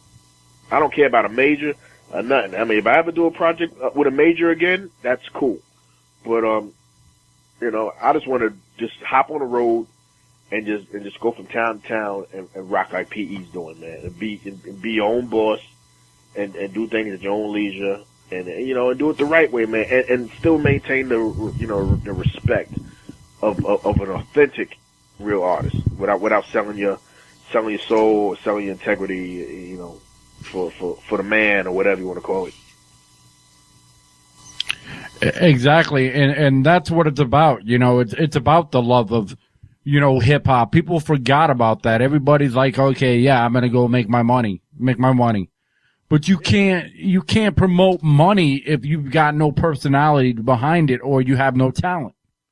That's everybody's debate these days now. You talk about somebody, they say, yo, that guy's whack. You're like, yo, but he got money though, yo, but check out his rings, yo, why you hating on him, man, yo, if I'm gonna sweat somebody, why would I sweat you? I would sweat, if it was all about the money, then why wouldn't I sweat Donald Trump? That means that Donald Trump is the best MC out there, you know, cause Donald got money, but Donald can't rap. Same thing as most of these people out in the game. They you know, they got jewelry and stuff, but they can't rap. Well, I'm supposed to sweat you because you got jewelry on? Jewelry don't do nothing for me. I'm not impressed by jewelry. I wonder if Donald Trump were to hold the mic and call himself a rapper, if he'd be the best known rapper ever. He'll be the illest in the game, and he'll get all the hip hop quotables. You know, yo, but you saw his house though, right? Start sweating him, man. You know.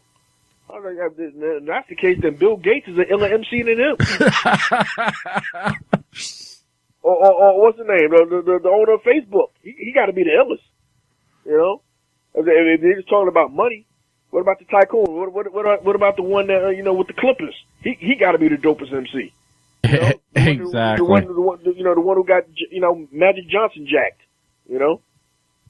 He got to be the best MC out there. That dude's a billionaire. Wow, that boy, he must be rapping right. When you say it like that, it sounds dumb. And it is dumb. Because those who respond that way are dumb. You know? What does your money got to do with skills? You know? Skills pay the bills. Bills don't pay the skills. Exactly. And for anyone who has been listening, and I'll also, you know, put the link, you know, on the show, if you want to hear, you know, CEE-Rock The Fury, I actually wanted to have an interview and a discussion, which we're doing. If you want to hear his music, hey, go back to right beforehand, the music show. I played 4 of his songs. You know what I'm saying? Check it out. Listen to some music. Listen to the music section. And, you know, post your comments on the thing. And if you like what you hear, share it on Facebook and, you know, promote it through Twitter. Spread the word out, man. Cause like, we need stations like this in order for us to do what we're trying to do too. You know, we don't need big machines. We using machines, you know, that's independent thinking and think alike to a certain degree, you know, or have a common goal. Their goal is to put the word out. So that's what they're doing. And you know, and letting us use that forum is great. So big shout out again, man, to, you know, True Local Radio, man, and definitely big shout out to Ray, you know, appreciate it. Well, thank you, man. Thank you. You know, the fact that you made that, you did that drop for us, is plenty thanks enough. I've been asking somebody for the longest time, and they thought I was meaning a full-fledged song. I was meaning, hey, just say, hey, that, I'm on there with, Too Loco, and I like, Too Loco, or check them out or something. That's good enough for me. Yeah, that's what I think everybody should do that, like we gotta do, something for radio and whatnot. I mean, that's not asking for much. If they're playing your music, yeah, give them drops, man. One hand washes the other. Both hand washes the face. So, it's all about the networking, man. Like, it can't always be one-sided. I know artists want to get out there and do stuff, but, it can't just be all about you. It's about what you can do for them, too. And when you can do something for each other, that's when things start to happen. Because then that 6 degrees of separation start popping off. And you'd be like, okay, this dude, you knew this dude from this dude, that dude introduced you to that one. And before you know it, you got a domino effect of progress happen. Exactly. You go from 60, 100, people listening to thousands if everybody were to network. Exactly. And again, it's a process, but you got to work it yourself. You can't just sit down there and put it on the radio and expect for the thing to blow up. If you don't put any type of effort behind it, man, you don't expect it to go nowhere, man. You basically a car in neutral, You just wait for someone else to push you. You need to put that thing in drive, put your foot in the pedal, man, keep it moving. Yeah, and honestly, I don't have time because, I work, another job on top of this for right now until, there's enough to do something. You try to promote everybody that comes on the show. Then I'd be trying to promote 150, 250. I mean, on a Reverb Nation alone, on our submission, we're looking at, we're doing a featured band thing. And right now, honestly, we have like 3,000 bands that, signed up. So we have to go through 3,000. At that time, it may be like 5,000. And I'm like, well, I don't have time to promote everybody else plus do this. Yeah, we got our own lives besides music, like I said, man, I got to watch 24, There you go. But, I wanted to say something before I forget. What I'm also doing with the Handzup thing, like I said, I'm dealing with other artists. I got my boy Don Jazz. I just put out his single called City Confines. It's out. It's available on iTunes, eMusic, Amazon, Google Play, you name it, it's out there. His name is Don Jazz. He's one, person I pretty much grew up with coming up, and he's down with the Handzup Network. My boy in the UK, his name is Ads. It's ADS. He's an MC, ill MC. His album is coming soon. The album is called All Adds Up. It's coming out on Handzup Network. My new album, Furiosity Kills the Cat, coming out on Handzup Network. And look out for some more music coming from Doc Ice. And if y'all don't know about the name Doc Ice, if y'all remember the song Roxanne from the legendary UTFO, I'm releasing some of his music. And he's allowing me to release under my label Imprint. So, yeah, Doc Ice from Houdini and Doc Ice from UTFO. So I'm going to be dropping some stuff from him and a lot of other artists that's coming out soon on Handzup Network. And I love how you're doing this. We actually had a Synergist, which he's an artist out of Bridgeport, and he was saying, on the show that it is better to introduce yourself to these promoters and everything as a business aspect, as a label, rather than to do a artist, because artists, they get every day, and as a label, okay, well, they're going to take you seriously. Yeah, I mean, it's good too, because it shows that you have a package, unless the artist is the package, but you can be both, but, if you plan on building and expanding, then, it's good to have a label to present, because then, if you want to offer or negotiate some sort of tour, you can offer a package option, and it might be helpful in selling what you're trying to pitch, to give them variety. Sometimes the artist can't sell it themselves, then you got to put other people in the mix, and as long as you're able to make it happen, then that's a good thing. It's better to have people in the mix than to not have nothing pop off at all. So look at it that way. Some people are selfish on certain things or just want to do it themselves. I mean, if you can make it happen, go for it. But that doesn't happen all the time. So you gotta work other avenues, or group avenues or package avenues and make it happen. So, anybody, this is a generic question I ask everybody, but I just love the answers. That's why I keep asking it. For anybody that's new into, the hip hop game and, wants to be, the next big thing or just, the love of the music, what advice would you give them on, how to survive in this cruel world? By stop being ignorant, and blind to being ignorant and being stupid and being naive, because common sense could go a long way when you recognize something. Sometimes when something is wrong in the air, you just know. Like if there's a fire or something like that, you might smell a little smoke. There's warning signs in the game, and there's warning signs on the radio right now. And there's a fire burning. And I'm trying to run away from that. These artists need to, establish an identity and they need to do research on what real hip hop is. What you're listening to on the radio is not hip hop. Just like World Star is not hip hop. What you checking out is not hip hop. You do your research, understand what it is, where it came from, and understand why you're doing what you're doing. All right, the forefathers and the pioneers, they made a forum for y'all. And y'all don't have enough respect to do the research and understand it. And y'all like, oh, these guys are past their time, man. That's like me giving me being a parent and I give you my car. I'm giving the car to the son, and the son's like, well, you gave me the car to me, so and then he disrespects the car. It's like, he gave it to you as a gift, but he expects you to take care of it or carry the torch with it, not to to defame it or to ruin it. And hip hop is becoming ruined because you got ignorant people running the show, and that's got to stop. And if I have it my way, man, it's going to stop. Handzup Network is part of that movement. Hey, CEE-Rock The Fury. Yo. We back again. I hear. Hey, are you seeing the comments being posted? Nah. What's going on? Oh, well, I'm saying, because we got some people that have been texting you some messages through the line, and I was wondering if they're coming through. They might be coming.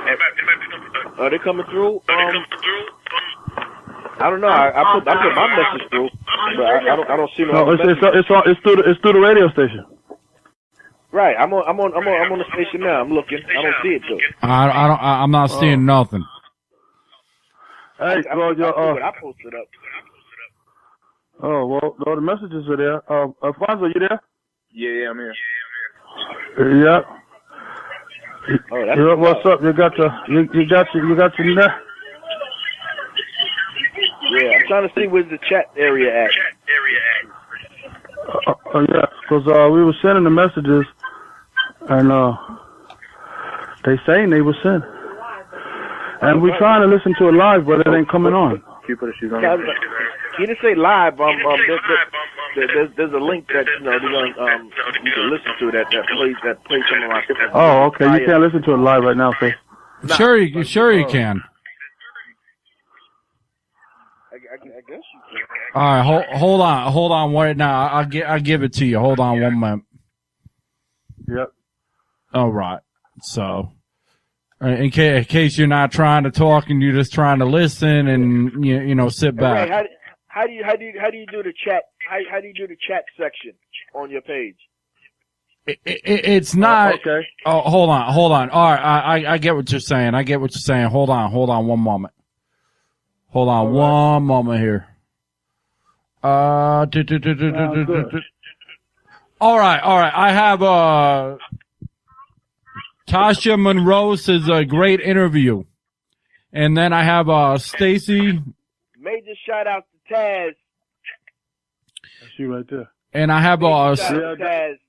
I'm a big fan. I'm a big fan of Taz. I have. Yes, you saw it. Big fans of Tacoma shout out something.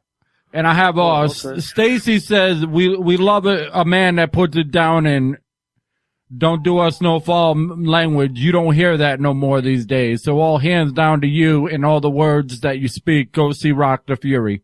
We love you. I appreciate that. From Tacoma. Hands up to us. Oh, for sure. Right. For sure, dude. Yep. Fonzo, want to say anything? Nah, I'm good. All right. I want you guys to know, man. Yo, my nephew Fonzo, man. I think he's the next best in basketball, and I'm not just saying that because he's my nephew, man. I've seen footage on this kid, man. I'm scared of him. Like, you know, Jordan got to see his footage, man. And if I was able to get footage over to Jordan, man, he'll probably have his own sneaker at another point, man. And if you do get a big scholarship, man, you better save me some tickets for all your games. You know, I want to see all that. Definitely. All right. My nephew in years because you know he's on the other side of the planet. You know, he's over there in Washington. I'm in New York. You know, but I'm hoping to see him soon. All right, but you will. Yeah. So, when the next album coming out? I'll be out this year, but I got a lot of the singles. I got quite a few singles out, and they available. They're on iTunes, they're on Amazon, they're on eMusic, they're on Spotify, they're on Google Play, they're on all the majors out there. So like anytime I put something out, people always have access to it. All right, that sounds good.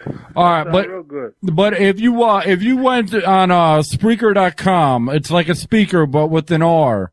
And then you, on Spreaker.com, you search Two Local Radio or Two Local Radio Network. You'll see the interview, and it is live. Okay, there you go. That's what we needed. Huh? Way to go! You got it together. They got a chat button on the page. It looks like it's coming off the comment section. Yeah.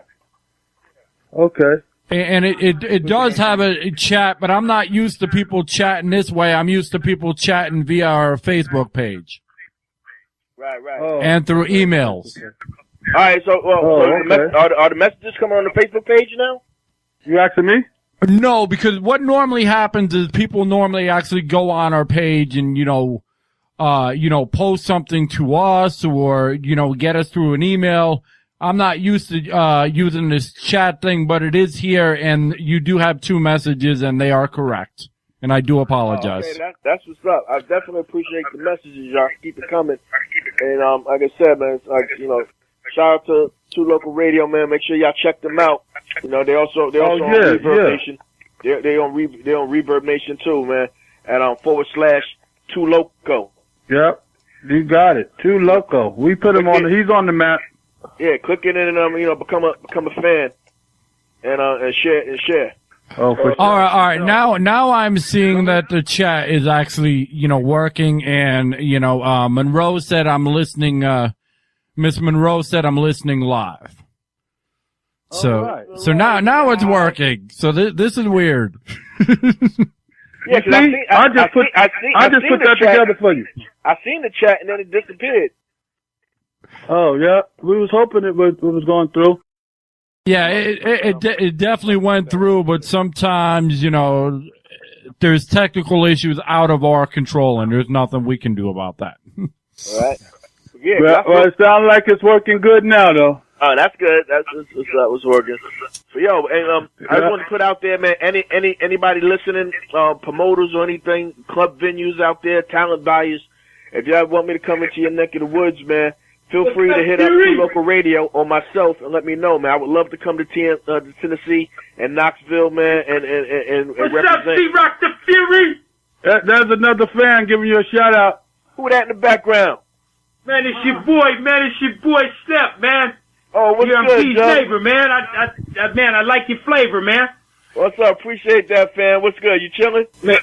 Oh, man, chilling, you know what I'm saying? Hanging out with him. You rocking on the radio, man. You rocking on the radio right now.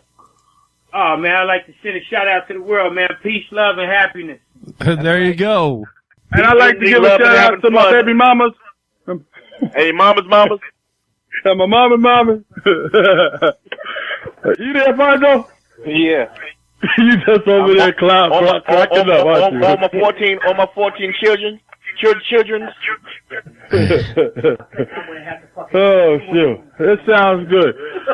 So, any time of this interview, are you gonna drop a little something for the flavor for the people to wet their whistle? Oh man. I don't want to put you on the spot or nothing. Do you want to spit, Mr. C-Rock? I kick a little something. Go ahead. Hey, check this out. Now or later? Oh, go ahead. Now or later? How you want? Nah, to right play now. Let's do it right now. You about to drop something. Check it. I be flexing sun on avenues like Lexington. The sun rises like to kill a drunk Mexican. Flip like a flexing gun. Verbally packing heat. Furious fella kicking acapellas of lacking beats.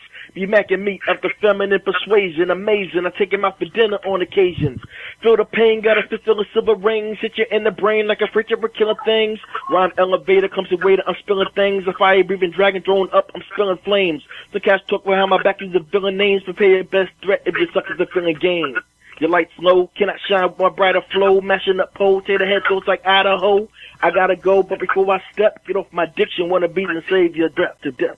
And yo, check it out the flow. I kick out the solo, go dolo with two loco, radio, network, make the next work, make the next twerk, make the next work, flex, ready to rip it, kick the liquid, lyrical equipment. And I got the lyrical equipment, cause I'm all in it. Check this out, I'm not a poodle, not the voodoo. Share it with Twitter, Facebook, or the Google, or the Uzu, or the Uvu. That's the website. Kick the rhyme side, feeling the rhyme tight. I'm feeling alright. The follower, hitting you with the followers. 307, that's the number of the followers. 13,143. I chick over here, and I'll be sipping a 40G.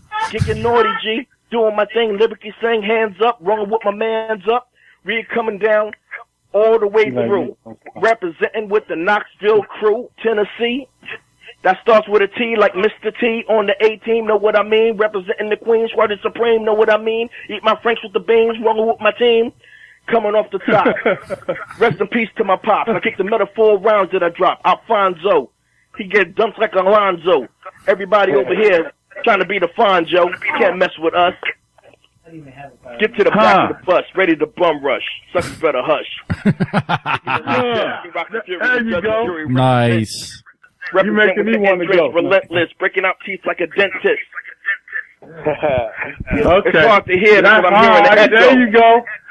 That was nice. We need to take a commercial break with the gecko. All right. Commercial. Freestyle without rehearsals. I should have jumped in. Way to go. Impact will hurt you. That's right, you know. Yeah, there you go. Like that. You like that, Fonzo? Yeah, okay. Well, I'm gonna go eat it. I'm gonna go and eat again. Oh, you gonna eat again? I'm gonna go eat again, yeah. You gonna start chewing on the beat again? Yeah, you already know.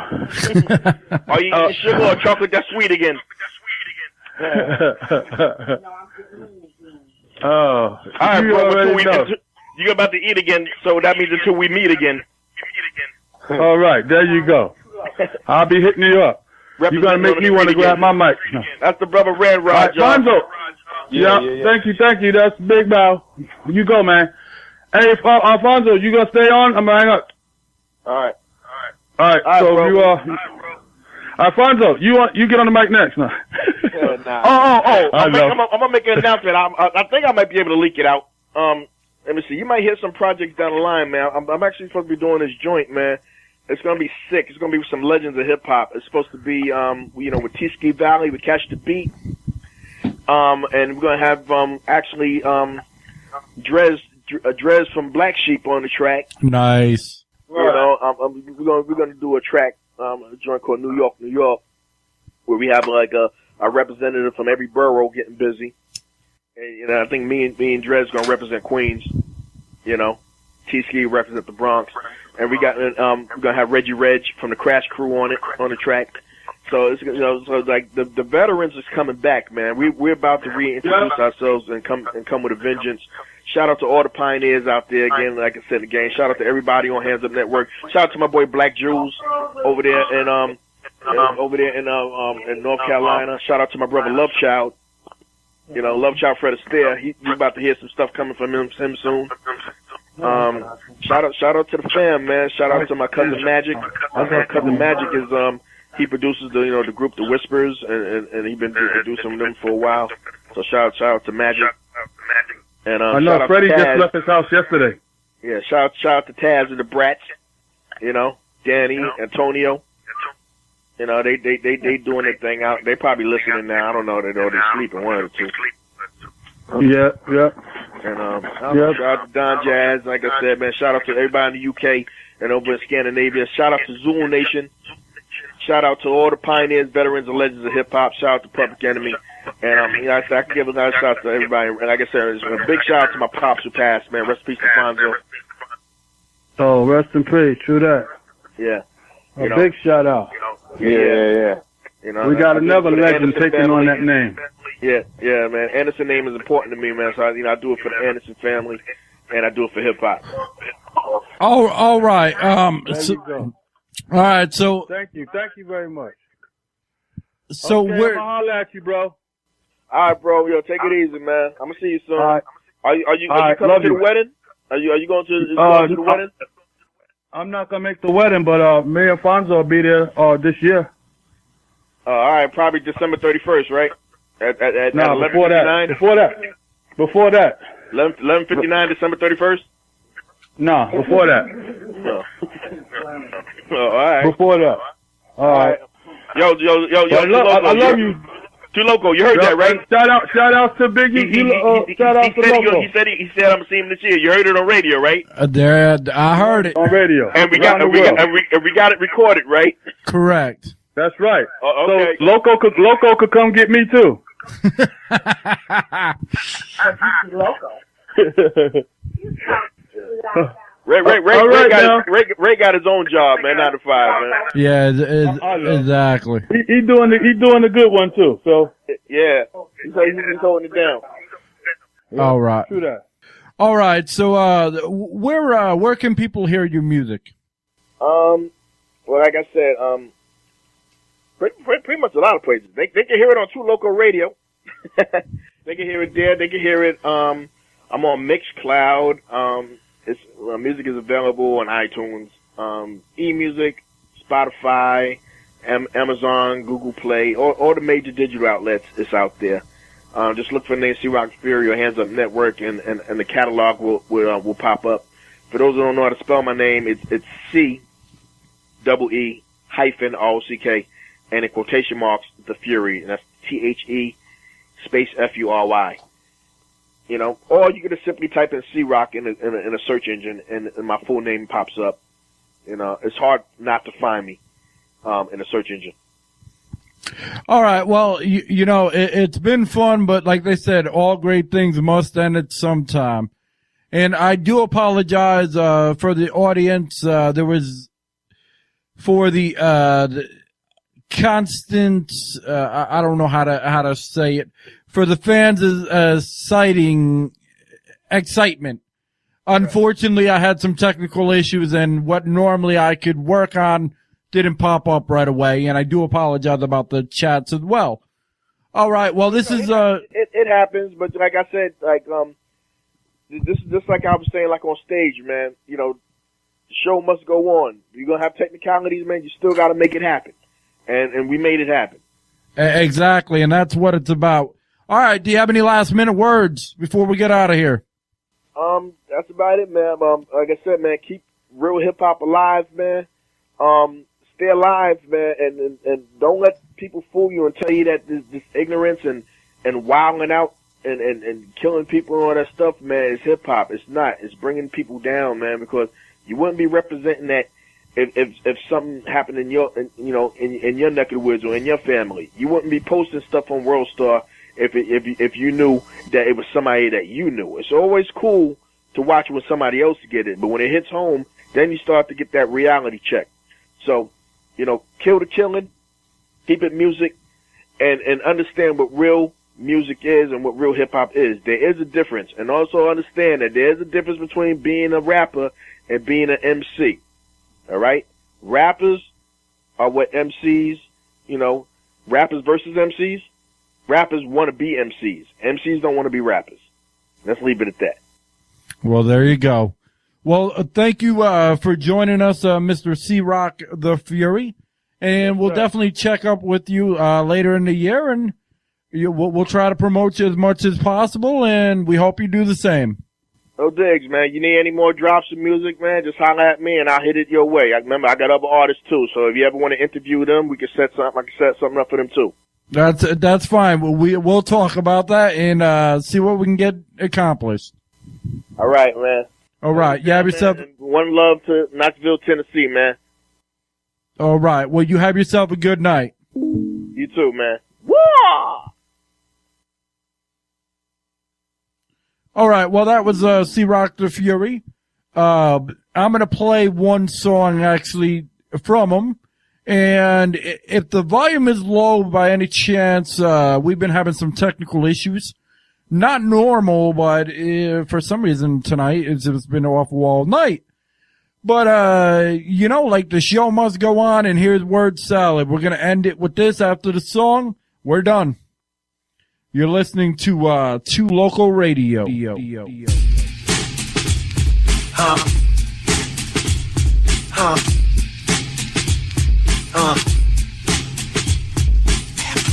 is called word salad. Play this 100 years from now. This is real hip hop from Q-Sector Queens, baby. Like that. My name is CEE-Rock The Fury. You probably heard of me. The distance that I drop every word of me. So probably my hyperbole, verbally, urbanly. Beliefs of the natural, lyrical high. Not smoking herbally. I'm quite handsome with flavory looks and savory hooks. A black commander like Avery Brooks. Gotta be me, sitting that poetry free. I'm that C-double-E, that's Rock The Fury. Q-Sector resident, working for the dream president. The power moves out to makes me hesitant. I wanna make sure that the plan is executed correctly. So things will fit perfectly. Come on. Good things come to the ones who wait. The bad things come to the ones who perpetrate. I can do it all, hardcore and even balance. Constantly tossing up that word salad. Yo, taste the salad with lots of seasonings. Different flavors for different reasonings. Word toss with the various soul. And if you're feeling my vibe, finish the bowl. When I say word, you say salad. Word salad. Word salad. Word salad. Word salad. Toss it up. My salad always stay fresh without saran wrap. I hate those who try to band rap. Hip-hop's getting a bad rap because of those stereotypes. AM radio hypes. Listen, hip-hop is negative and also positive. It all depends on how you live. Reality got those highs and lows. Just like that country rock and a classic soul.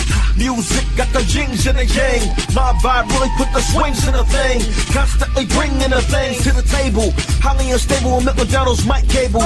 Prototypes out the text. And I can tell you a busted product like a smashed up cellular. I can do it all, hardcore and even balance. Constantly tossing up the word salad. Yo, take the salad with lots of seasonings. Different flavors for different reasonings. Word toss with the various soul. And if you're feeling my vibe, finish the bowl. When I say word, you say salad. Word salad. Word salad. Word salad. Word salad. Toss it up. You're listening to 86.5 Local. Toss those freaking words, yo. Toss those freaking words, yo. Toss those freaking words, yo. 100% male, who tends to prevail. I wrote more songs than Rick James in jail. Even more potent to Valentine L. Blowing up the spot and went off the scale. Full speed ahead and thrust it. The whack on wax, I find it utterly disgusting.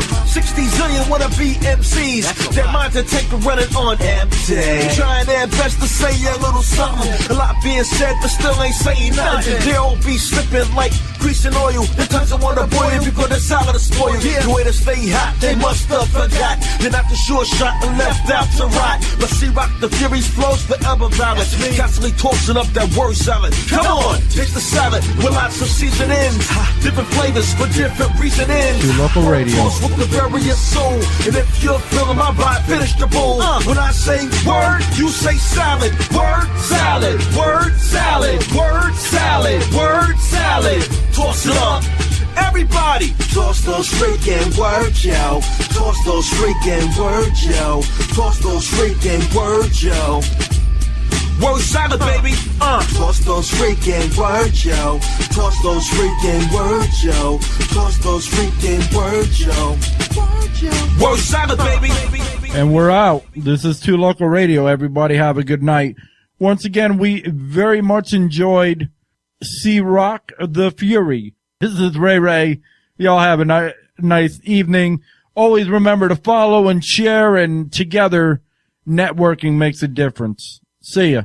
Wouldn't want to be here. Peace.